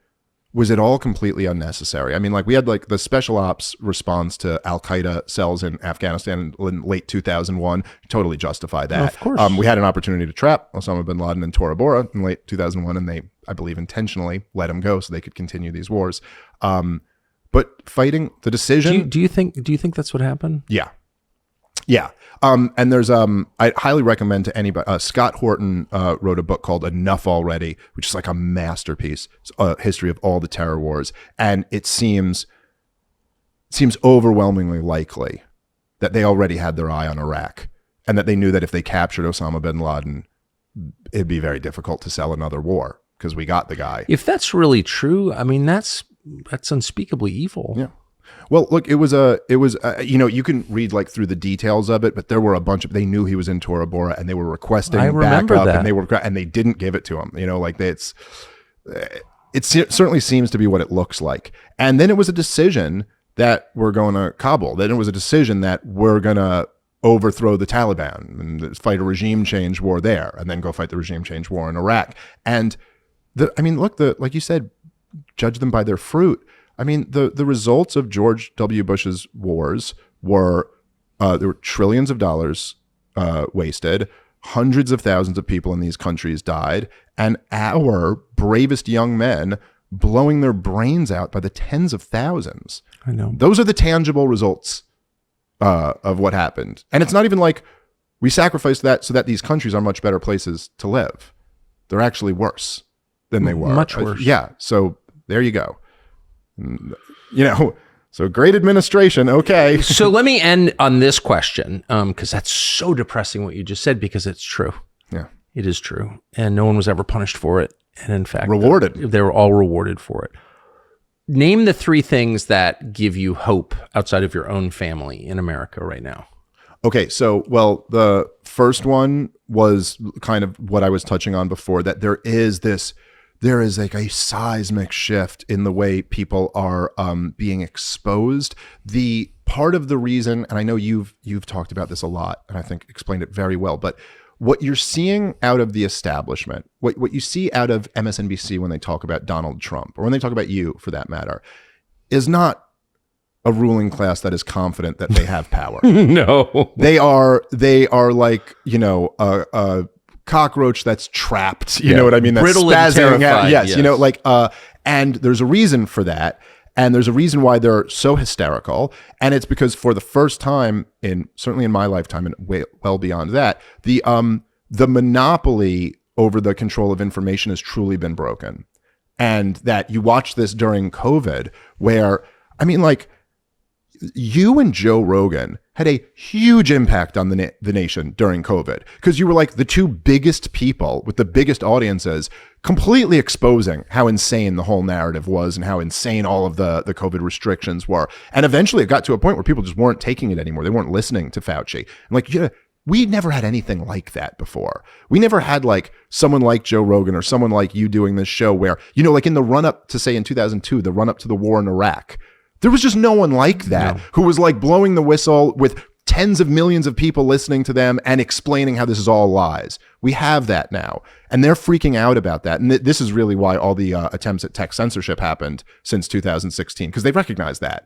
Like, Donald Trump can tweet his way to the White House. He doesn't even have to go through us. So we better control Twitter and, YouTube and Facebook and all of these, Google and all of this. And even in their attempts to control it, they've never been as good as they were at controlling when there were just 3 networks and just a few big newspapers. And now I think Elon Musk really threw a wrench in their plans by buying Twitter. And so I'm very encouraged about that. I'm very encouraged about the fact that, people are kind of have access to the truth in a way that they never did before. I think ideas are powerful, and I think that all governments rely on propaganda. It doesn't work without that. And there's something in that that's really encouraging in a way. It's like, they have to convince us before they can just do it. There's 2 things that are seemingly contradictory, but they're not. Number 1, democracy is an illusion. It doesn't really exist. Yes. You don't really ever have democracy. Of course not. There's, we get to vote in presidential elections. Like, even assuming all the votes are counted in the right way or something like that. It's like, you get to vote when these 2 parties, these private entities, decide who the candidate is, and then you can pick between the 2 of them. You know what I mean? Like, that's not really democracy. But in another sense, there's always democracy. And every nation, no matter whether they have free and fair elections or not, there's always there has to at least be tacit acceptance by the people. Of course. And if there's not, if there's 500,000 people out in the streets screaming at a dictator about how they want policy X, that dictator is like, I've been considering it and we will be implementing policy X. You know what I mean? Like, it's because at the end of the day, there's way more of you than there are of him. Totally right. When you can spread ideas, we have a fighting shot, I think. So that's very encouraging to me. I think there's also been a huge move away from U.S. hegemony internationally, which is both very scary, but is also, I think, necessary. I think that the America spiraling as a country, I think, started with us getting off of the gold standard. Once government could print as much money as they want to, they make people rich for just trading in paper or being politically connected, and you're not earning anything to become rich, and it's devastating. Yes. And then I think the unipolar moment was the worst thing that ever happened to America, agree. Right? You need counterbalance. Winning is often losing. Right. And so you need I want to see it happen in the best way possible. I think it's very bad in some ways for our country if we're not the world reserve currency anymore, but it's ultimately the solution. Like, it's no good of us being the fact that we can just export paper and then maintain our standard of living isn't the right way. I hope it's a smooth transition, but I do think there's something positive in the fact that that's all changing. So I think all of those things make me happy. I don't know. Did I hit 3? Yeah, you did. And let me just ask you a follow up on one. Losing our privilege, our unique privilege as the holder of the world's reserve currency. I mean, That's going to happen. Of course, it's in progress. The Ukraine war accelerated it. Yes. But I haven't looked at the upside of that at all. And I think it's inevitable. So it would be nice to know what the upside is. Well, I mean, if you think about, look, all the stuff that, so we got this privilege after World War II, right? With the Bretton Woods Agreement. And a lot of the stuff where you talk about our soul as a country being destroyed, it happened in large part as a result of that, you know, because we didn't have to earn our place in the world anymore. We could just export paper. Right. And of course, we immediately started cheating. And this is why Nixon took us off the gold standard. It's not that, you know, Nixon went off the gold standard. It's that the French called his bluff. We were saying, we'll exchange dollars for $35 an ounce. And they went, okay, we'll take our gold. And we were like, oh, wait, I'm sorry, what was that? And they were like, no, I just saw you did this whole, like, you had this whole space program and you fought a war in Vietnam and you just started all these entitlement programs. You know, it does seem like you've been printing a lot of money. I think we'll take our gold. And then Nixon was like, this was an attack against the US dollar. It's like, what do you mean? We had a contract. And they were like, live up to your end of the contract. But once there was no more pretense, then we could just print money like crazy. Yeah. Then you have everybody in Wall Street getting rich in the 80s. You have the tech boom in the 90s. Yes. I mean, this is all... And so I'm just saying, I think that... I don't know that it's been great for our country to be the world reserve currency. I think it's been great for the military-industrial complex. I think it's been great for Wall Street. I don't think it's been good for our soul. And so... If I handed you $1 billion unearned, do you think it would improve your life? Or? No, I think it would probably destroy my life. Of course it would. You know? Because what do you... You know, if you actually start thinking that through... So then I go like, okay, so, all right, fine. So initially, okay, I could buy a bunch of cool stuff. That's great. We all know that's not really what matters anyway, but it'll for a moment, you know, feel really nice. It'll distract you, for sure, right? And then it's like, okay, so what am I going to do for my family now? Like obviously my kids and my wife are my responsibility, but then like, okay, what? I got a brother, I got a sister. I guess I got to hand them a bunch of money too. You know, my brother's like just coming out of grad school.